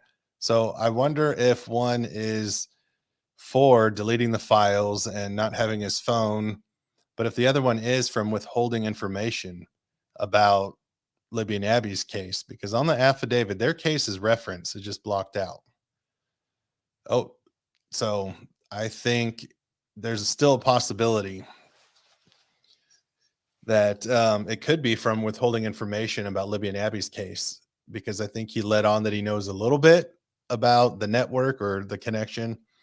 Someone asked about Skip. So me and Skip talked on the phone yesterday for about an hour. It's good conversation. We kind of planned it out. So yeah, we're going to actually record, because we're going to block out a session. We're going to go through various details. I sent him questions. So next Friday we have it blocked out. We're actually going to record it privately, and then I'll release it just in case I have to do any edits. I just asked him not to mention any initials or persons of interest by name. So I'm going to record it. It's not going to be live. And then just in case I have to make any edits, and then I'll release it. So we text today for a while, and he's just someone, we just keep it all business and talk about just different things, whether it's a sketch or thoughts on this. There's just someone when I have a thought to run thoughts by, and vice versa. So releasing the new video, I was going to finish it, and then Sleuth's like, hey, you want to do a live? So I probably would have been done tonight, but I had to say hi to everyone and hop on this. So I'll be releasing it tomorrow, I believe. I probably have about 2 more hours of work on it, and then it will be up. And all this stuff I'm saying will hopefully make more sense. What I miss? Nothing. We're just quiet the whole time. No, I was talking about asking when the stuff with Skip was coming out. So we have it next Friday planned. Yeah, I'm reading through them too. Yeah, so we're gonna record it, and if I have to edit or anything, so it's not gonna be live. Then I'll release it, and then my video, like I was saying, I'm like, I would have had it finished tonight, but Sleuth's like, hey, you want to do a live? So I'm like, all right, I need a break from the video anyways. Let's do this thing. So just to say hi to everyone and to visit with you. I stopped working on the video to do that, but it's of course I appreciate that. I've been trying to get you live for a minute, pleasure. dude. No, I appreciate it. It's a good break just to get feedback on stuff. And I like all the questions and just, talking to people. Everyone's nice in your chat. Dude, this chat is the best. It by is. far. It's great. It's great. Yeah, So they ask good questions. Shit, is that Harvey? What's up, Harvey? How you doing, man? All right, he's there. Man, never Good to met see you. Harvey, but I was worried about the guy from what I've heard about all the Ukraine stuff. So hopefully he's doing okay. Oh yeah, I guarantee his blood pressure's probably a little up. Yeah, talking about someone who put their work on the Delphi and investigated everyone who was there that day and at the bridge. That's great. He says, "I'm freaking alive." That's great. Glad to hear. Of course you are. I didn't have a doubt. Oh, Skip, he was on True Crime Garage. He was on like 3 of their episodes kind of back to back, explaining a theory. So I guess that's how he's most known. Yeah, we love you, Harvey. You be safe, man. Take care of your family out there. Don't do anything you don't need to do.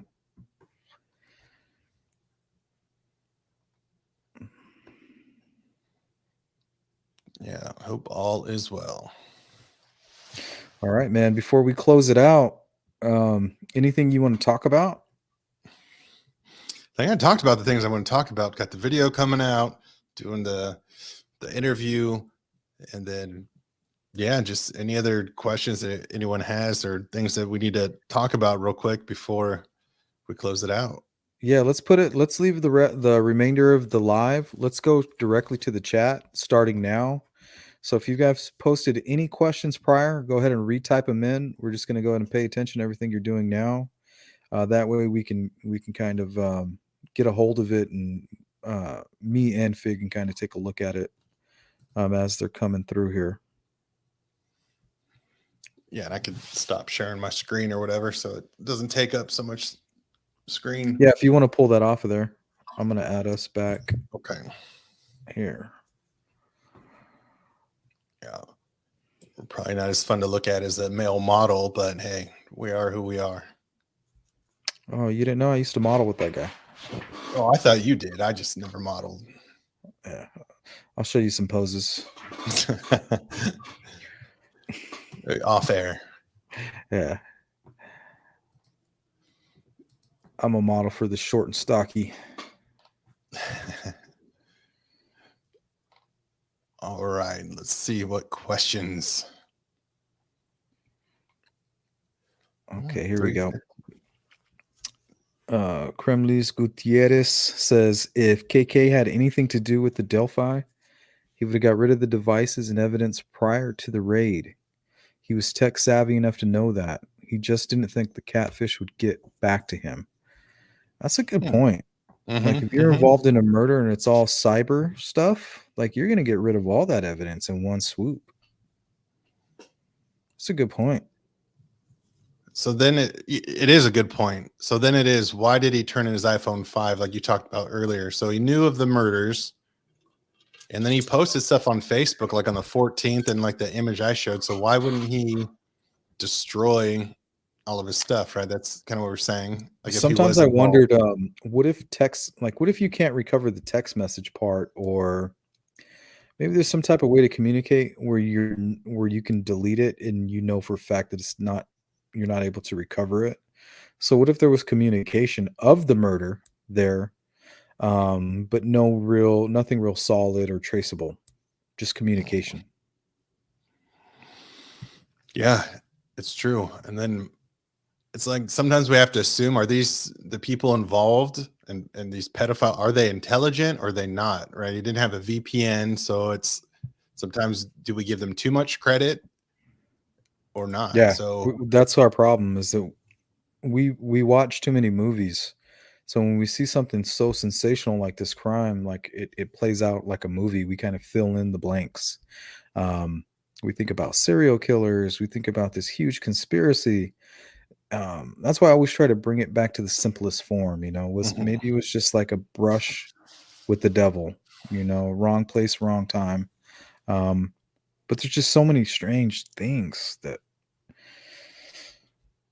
as soon as you go down one road, there's something that blocks you, and then you go right back the other direction, and you're going back and forth, back and forth, back and forth. So it's time to go off road, I think, man. Yeah.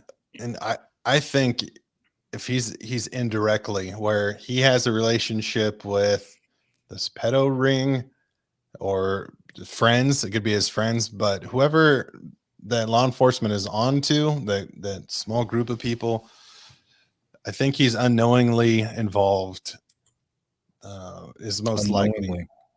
Yeah, that's a good theory, because he says it, and it's strange, but when he says, like, I don't know why, I had nothing to do with it, I believe him. Yeah, as weird as it sounds, I believe that he seemed confident in that. But I know some psychopaths who, right, they'll seem confident, they're emotionless, and they're so narcissistic that they could act that confident. But yeah, for what it's worth, I believed that part too, what he said. And it was interesting how they kept, right, 25 minutes. Captain brought this up in his video, right? I know there's 25 minutes of film of that interview, but they couldn't release it all. So they must have had law enforcement say, no, don't release all 25 minutes, but we'll let you release this part and this part and this part. They made a deal. Mm-hmm. They gave law enforcement, said, we'll give you the exclusives on some of this information, like the 43 seconds, the 213 timestamp, That's big. That's huge for that group. They couldn't pass up on that. Yeah, and it's that 25-minute interview with Keegan Kline. What else is on there? What is on there that might jeopardize his case, the trial that he's going for, or possibly Libby and Abby's case? So of course we're curious. We hear there's 25 minutes of something and we got 2 minutes of it. Yeah, what's on the other 23 and why can't they share that? You see what Kellyanne puts here? She says, I think they're using KK to bring down a pedal ring, and then they will get the murder info out of him. Probably why his trial was delayed.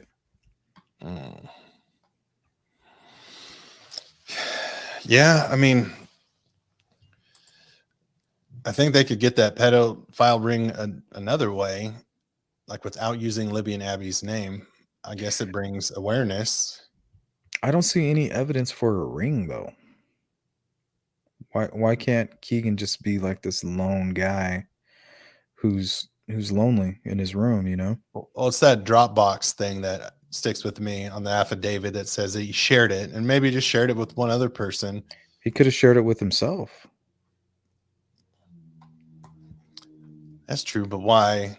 And just keep it on his phone unless he's storing it in case he's then going to delete his phone. At least he still has some image somewhere. Because if he's making music, Dropbox was big, like around 2012, 2013 for music. Everybody was using Dropbox. They still do a lot. So if he's making music and he knows about Dropbox, he may have just assumed that he could maybe slide it in there with some other files or something and just leave it there. I mean, my first assumption was, yeah, maybe this is some type of, we're looking for Mr. Big, we're looking for some type of pedal ring. But I realize that's just my imagination kind of running wild. You know what I mean? We could just be dealing with something extremely simple here. Yeah. I think. Bye, Harvey. Yeah. Take it easy, Harvey. Stay safe. Yeah, forget the verb that they used to explain the Dropbox. If it was sharing, I think that word implies that there is a second person involved. Well, and another thing that kind of gets me away from the whole Mr. Big idea or the pedal ring is that Dropbox, they have an impeccable record of turning in child porn. It's impeccable. They've gained a lot of notoriety because of that, as opposed to people like Apple and things like that. Dropbox, they take pride in that. And they tell you right up front, if you put anything on here that has to do with child porn, you will go down for it. So for him to share something on Dropbox and law enforcement not have that information, we're not getting the full story on what's going on. Maybe it was a communication through Dropbox in regards to child porn, but I don't think that it was in fact actual documents or images or videos and things like that. Because I mean, whoever was communicating with him would go down, because you have to register for Dropbox. You know what I mean? Yeah. So that's, if you have to register for it, how come they couldn't get that person's information unless it was all fake information? Which is possible, yeah. So I could only assume that if he wanted to transfer all this data that he has on one phone and then collect it down the road on another computer, he could just drop it to his own fake Dropbox. You know what I mean? Reading it, so it's on the Apple iPhone 4. This is one part they talk about the CSAM. Is that the affidavit? Yeah, I could pull it up. Yeah, let's take a look. Okay. Because this is some of the only evidence that we have is this affidavit. Which is a lot of evidence, especially that, what is it, the Amanda? That Amanda, what scares me is that Emily. other Emily or whatever that other email address or that other name is actually something that was supposedly created by him which is his, I think, his stepsister or his half Right. sister. And there's a lot of sick stuff that apparently is going on between him trying to make her look bad. But that's another thing that makes it seem like maybe there's another family member involved. Maybe that's where that comes in. Yeah. To share them to the different phones or different accounts, you put in Dropbox and then you log into another phone or account. Or multiple CSM erotica media files, which user saved to the device or shared or received. That's one thing.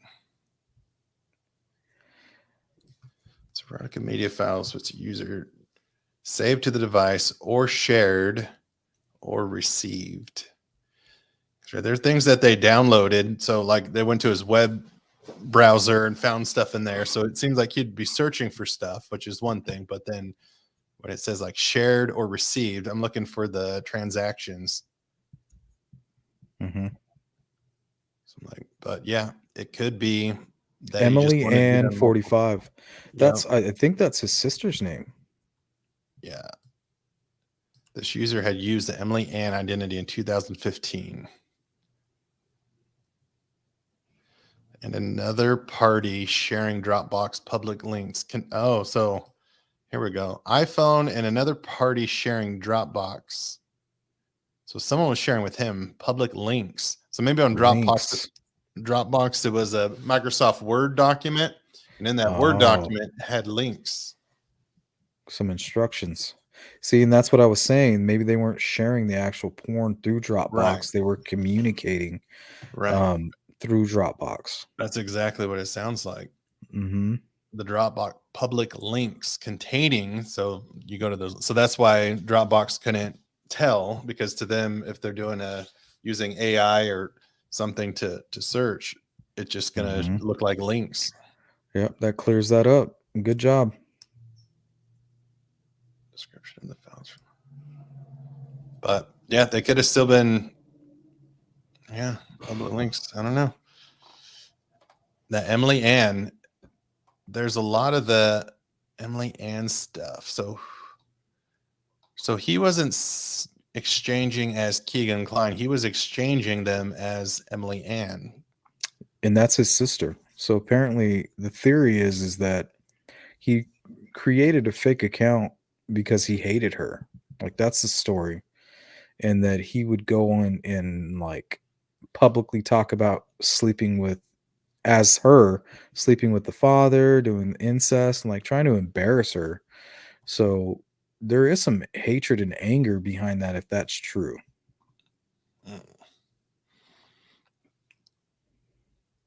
Yeah, and here is, I can't even read it. Him posting February 26th from his Facebook of him. Yeah, about Bridge Guy. And he likes to mention somebody behind the tree too. Yeah, which I'm pretty sure that got debunked, where there's no way you could be standing in a tree in that area, right? Because you're way far down. Like that's 70 feet high. He might not be. I'm not putting anything past anything. Especially if, like I remember early on with Abby's photo of her on the bridge, the Snapchat image, I think it was time stamped at like 2:07 or something like that, 2:03. So if she's taking that at 2:03 and the bridge guy video of him walking on the bridges at 2:13, I mean, it's very possible he's somewhere in that image in the background. Yeah, he's somewhat close. He has to be close. Mm-hmm. Yeah, from 2:06 or 2:07 to 2:13. Yeah, he's got to be somewhere nearby. He's lurking. He's approaching that bridge. And that does kind of give prudence, because it's like if he's not in that image, maybe he did come from the south end of the bridge and then come back around. You know, we just don't know. It's going to take the killer to sit in an interview room with police and say, yeah, what I did was I did this and I did that. They're like, yep, that's the one thing that nobody, even the family, doesn't know. Yeah, and they have to keep things away from the family. Well, They're not- Evansdale, they don't even have they don't know if they were sexually assaulted or not. Nobody knows. Only law enforcement knows. That's a much older case. Yeah, and I think the question that I get the most is the comparison between Delphi and Evansdale. So, for one, I don't know, like mentally, it's hard to even dive into another case. Like this one is hard enough focusing on it and just, breaks my heart. I don't know if I want to get my heart broken on another case. No, when this one's all said and done, I'm going directly to Evansdale. Yeah. That'll be my next project. Once Delphi's solved and finished, I'll go Yeah. directly over there. So that's my thing. One at a time. Like, let me get this one, and then we could talk about the next one. But the linkage, there was this video that I watched on Amazon. Might have been the same one where I got, showing Abby's shirt, The where elbow they or said whatever. where they said we looked into it, both counties, and we see zero connection. That doesn't mean they're right. It could be, but that kind of just said, all right, don't try and connect them. After I saw law enforcement say that they looked into it, they spent weeks on it, and at the end of it, they said no. Yeah, and it's like they can't even connect this case. Like, how would they know anything about how that case is connected? You know what I mean? Yeah. So yeah, to me, it's all it could very well be connected. They're not very far away. A lot of people that live in that area do come to Delphi. They come to Lafayette. They come to Logansport. There's a lot of commute back and forth from that area. Basically, I think it's Waterloo is basically what it is. Waterloo, Evansdale. So, yeah. So not anything else interesting to show. Maybe the Barbara McDonald, and it's all right, it's not too exciting, but she was asked on Twitter, do you think it's possible other people were using the Anthony Shots profile? If Keegan isn't Bridge Guy, maybe someone else who used that profile is. She put it's possible, right? So it doesn't say, but usually she doesn't respond to anything unless, right? If it was just crazy. This is Barbara McDonald who conducted the interview with Keegan Kline. Well, anybody that's dead set on Keegan Kline as being the killer, I mean, just ask him this flat out. The dude gave his DNA and hair follicles. Right. I mean, what else is there to talk about? The only other thing to talk about is that the DNA isn't legit. That's it. It's the only other avenue. Then the hair sample, then that, what you can't explain that. Why away. would they take a hair sample if they didn't have evidence? Yeah, so it's not, and I go over exactly why in the video. Crazy.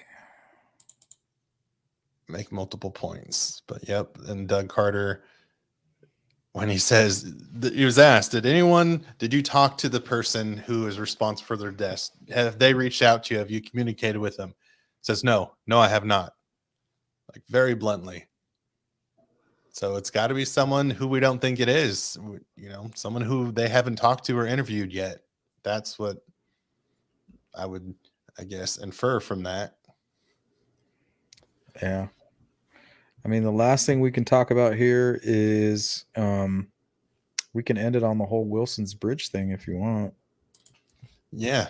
Take us home with that. You're the man with the map, and you understand the layout way better than me. This is just a theory. So let me see what I got here. Oh, I loaded the same video twice. It's not going to work. Okay.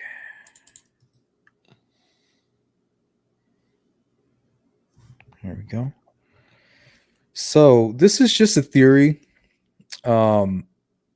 about Bridge Guy not really coming in through the trail system, the public trail system. He didn't park near Freedom Bridge. He didn't cross Freedom Bridge. The only time he ever crossed the bridge originally was coming from the south end. And then when the girls entered the bridge, he simply just took them with him on his way back out of there to commit his crime. So let's take a look at this here. Mm-hmm.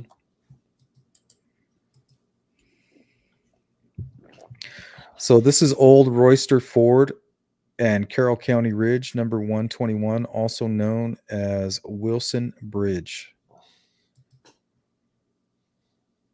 So this is probably about close to a mile from the actual bridge, southeast down that road, that side road.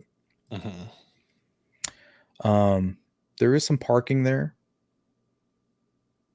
but I think there's other parking that it's much more appropriate for this type of theory, and we're going to look at it right here. So compared to Wilson Bridge, I'm going to show you where the actual Monon High Bridge is. So that's how far it is. That's a good mile. Yeah. If they park that far away, then it's planned. Then I think it's a planned thing. So I don't think they park that far, but I think the idea of them parking on that side is legit. So a lot of people start this theory with Wilson Bridge. Me personally, I take it here. So we have the Monon Bridge there. You see this little area there? It's like a drain off for this farm. We'll zoom in on it. Thank you, Anna. So they took that road down, and they could have easily parked right in this area. Mm-hmm. So zoom in. You see that little area there? Oh. See how close it is to that creek? Yeah. Now, there's a natural bridge that you can cross without getting wet. It's right behind the Weber home. But you can park in these areas here. You can park back here on that side. Nobody would notice you. See these little areas here? Uh-huh. Yeah, you could totally park right there. Mm-hmm. Wow. How would you access that road? Right there. You would access right through there. There's a trail system back there. You would hike all the way back through these woods here. Mm-hmm. And you would hike along the trail system. Now, eventually, you're going to hit what is a natural bridge, which is right there. You can see it right there on the left side of the screen. See how close it is to the murder site? See that natural bridge? Yeah. So you could cross that, and you come right up across that creek onto the south end of that bridge. Now, if you know anything of what's going on, you know nobody's home at that house. What house is that? That's the Weber household. That's right on the south end of the bridge. So you know that there's snowbirds. Okay. So you could cross the bridge. So you would cross, let's say, the natural bridge right there, enter on to cross the actual Monon High Bridge right at the time that the girls are entering. Because if you're cyber stalking them, you know that they're coming. You know what I mean? Mm-hmm. You know where they are. They say, I'm going to be there in 45 minutes. You know it's going to take you 30 minutes to get to where you need to be to have a strategic location to watch them enter where they say they're coming. So you cross that bridge as the girls are communicating with you, and you simply just hide in the woods right there. Because there's Mears. You see the Mears property? Yeah. My cursor's going right directly towards the Mears property. That's where they were dropped off. So if he's in communication with them and he's expecting them to be dropped off there, I'm assuming he's in the woods about halfway between there and the bridge, waiting for them to pass by. He knows he needs to be behind them. Yeah, and there's speculation that around his neck, a strap that he had was binoculars. So if he did in fact have binoculars, then yeah, he was looking probably for someone Right there. specific. You see where my cursor is right there? Yeah. I think that's where he was hiding. Yep, binoculars is most likely he was watching from afar. So then someone close to the Webbers who would know them, who's been out there before. I don't know who the Webbers are. Jill. Jill in our chat is like our source. It's nice to have Jill. Jill's always so pleasant too. Jill is amazing. And it looks like somebody gave me a super chat. Let me go over here to Anna. Anna, thank you so much for the sticker. I appreciate the support. Yeah, I don't know if Jill's still in here. She's been to that home. She knows these people like firsthand. Oh, CD. What up, CD? Oh, CD's on. What's up, CD? Welcome, sir. Yeah, so she's been there. There's trails all the way back here. And on that, what's funny is there's an actual shack over there by that parking lot. As soon as you, that area that I showed you, that drainage spot for that farm, if you cross the creek right there, if you just walk across the street into the woods and then cross that Deer Creek, there is a shack right there. I know the shack has nothing to do, Carter said nothing to do with it, but I always thought it was interesting that there is in fact a shack there. And I often wonder if maybe that's where he was trying to lead them, or maybe I don't know. Maybe that's where the dude was staying at the time. Yeah, if he wanted to commit a sexual assault, maybe it would be towards the shack or something closed. Yeah, I think he was trying to murder them there on site. So I know an abduction. When I first heard abduction, I'm like, oh, that means in a car, like you're kidnapping someone. But there's a difference. You could abduct someone down a hill is abducting them if you're controlling where they're going. That's say like around the corner. Around the corner is abduction. Right. And then there's like the bigger abduction, which you're taking them off site, like completely. Then you have to define the site. Is it a square mile, whatever that is? But if you're transporting them using a vehicle, motorized vehicle, then now you're getting into kidnapping where you're taking them off site, transporting them somewhere else. So I never thought it was a transportation, but yeah, definitely an abduction to an area within that vicinity, especially. Yeah, if they brought items with them, if they planned on staging it, if they were controlling them the way they were. Yeah. Well, I mean, it's possible that if this was a planned thing and the staging was the most important and the most satisfying aspect of the crime, I mean, it's possible that this guy came out and set up that little area beforehand. And just simply took his victims into his little staged area. You know what I mean? There's a question. Do you think it was an abduction gone wrong? I think the shoe being left out there shows that it didn't go exactly as planned. I think that's a piece of evidence that there was a fight. There was something, that shoe being out there. You want to hear something strange about the shoe? What's that? There is a shoe tree just to the right of, once you get off of the bridge on that south end near that Weber property, there is a shoe tree on that property dedicated to a son that passed away, or a brother or son of the people who own that property, and they threw all his shoes up there. And it's my understanding that Libby's shoe was actually found near that tree. Oh. It seems odd. Isn't that strange? That's very welcome strange. to that rabbit hole. Nope, not gonna go down it. But wow, that is eerie. Yeah, I have a picture of it. I'll show it to you. You have a picture of the shoe tree? Facebook friend who was actually attacked by the person who owns the property sent it to me. Wow. Yeah. She suspects the person that lives there. That's why. There's nothing that leads me to believe that. Let's take a look here. So there's actually 2 images. I think I have one already loaded. Can you see that? Let me see. Yep. Oh wow.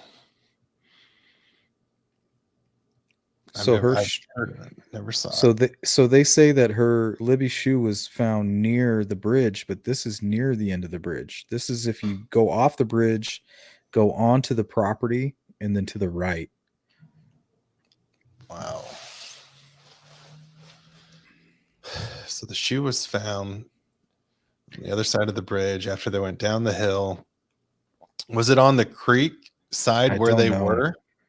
I can't get any specifics on it. You know what I mean? Yeah, I heard in the interview with Kelsey, she said they were by the bridge. Someone yelled out, "We found a shoe." And then when they yelled what type of shoe it was, It was the then she correct knew it type. was theirs. And this is where I'm at. Look what Anna's saying. She says, I wonder if he tried throwing it up and it fell or his placement. So he might have Oh. knew them.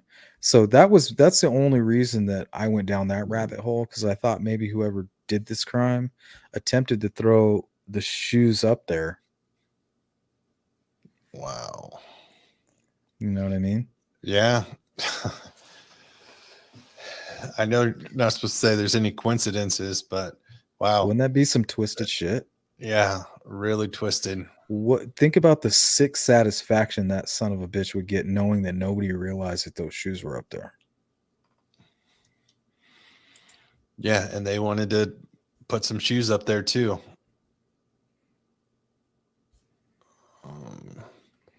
Someone said someone has a theory about that has a heavy Delphi connection and lives in a shack on Deer Creek.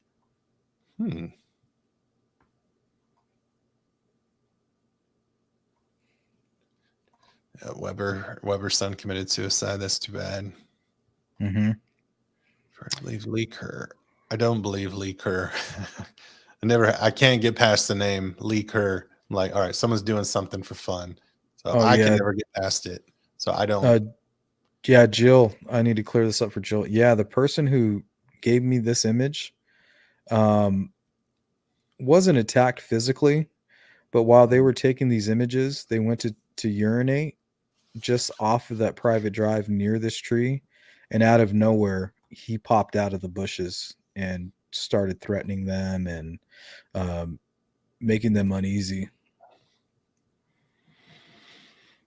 I heard the shoe was found next to the private drive. Yep, that's the private drive right there. That's when it actually goes up near the property. And it's pretty close to the creek.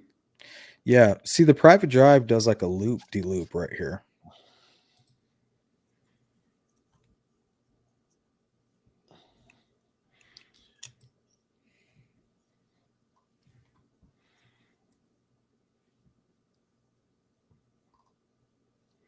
Yeah, because I wouldn't say there's water involved. I'll have to re-listen to that, what Kelsey said, but something with water. They were like by the water, and then they yelled down.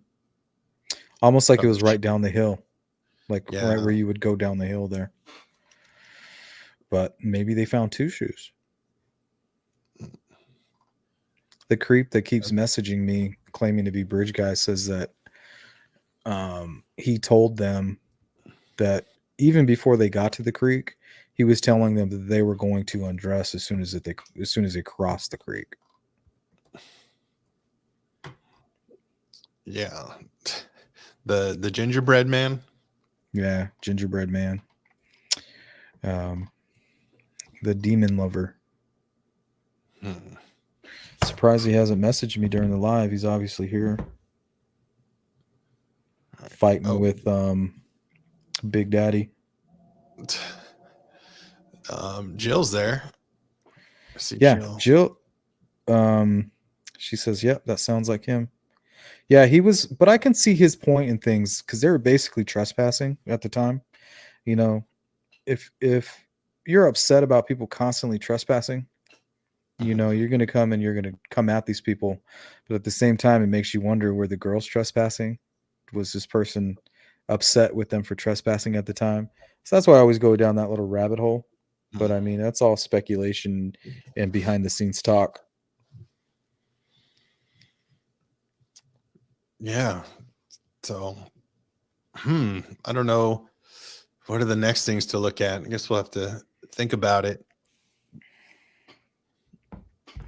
All right, man. We believe it or not, we've been here for 2 hours and 15 minutes, dude.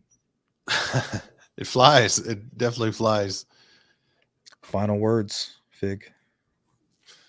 Hopefully everyone enjoys the video because I'm working my butt off on it, and hopefully everyone likes it. And even if you don't, that's fine too. But yeah, When can we expect it?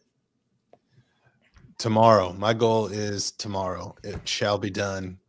And Are you then going to set it as an event to where we can kind of chat and see it and is that the cool thing to do? Is that I haven't really tried that. I did it, I think, like once, like 5 minutes before, and then I don't know. I probably did well, you can something wrong. schedule it. Like if you want to schedule it for like later on in the day, that way we can all get together and we'll give you a nice Okay. critique on it.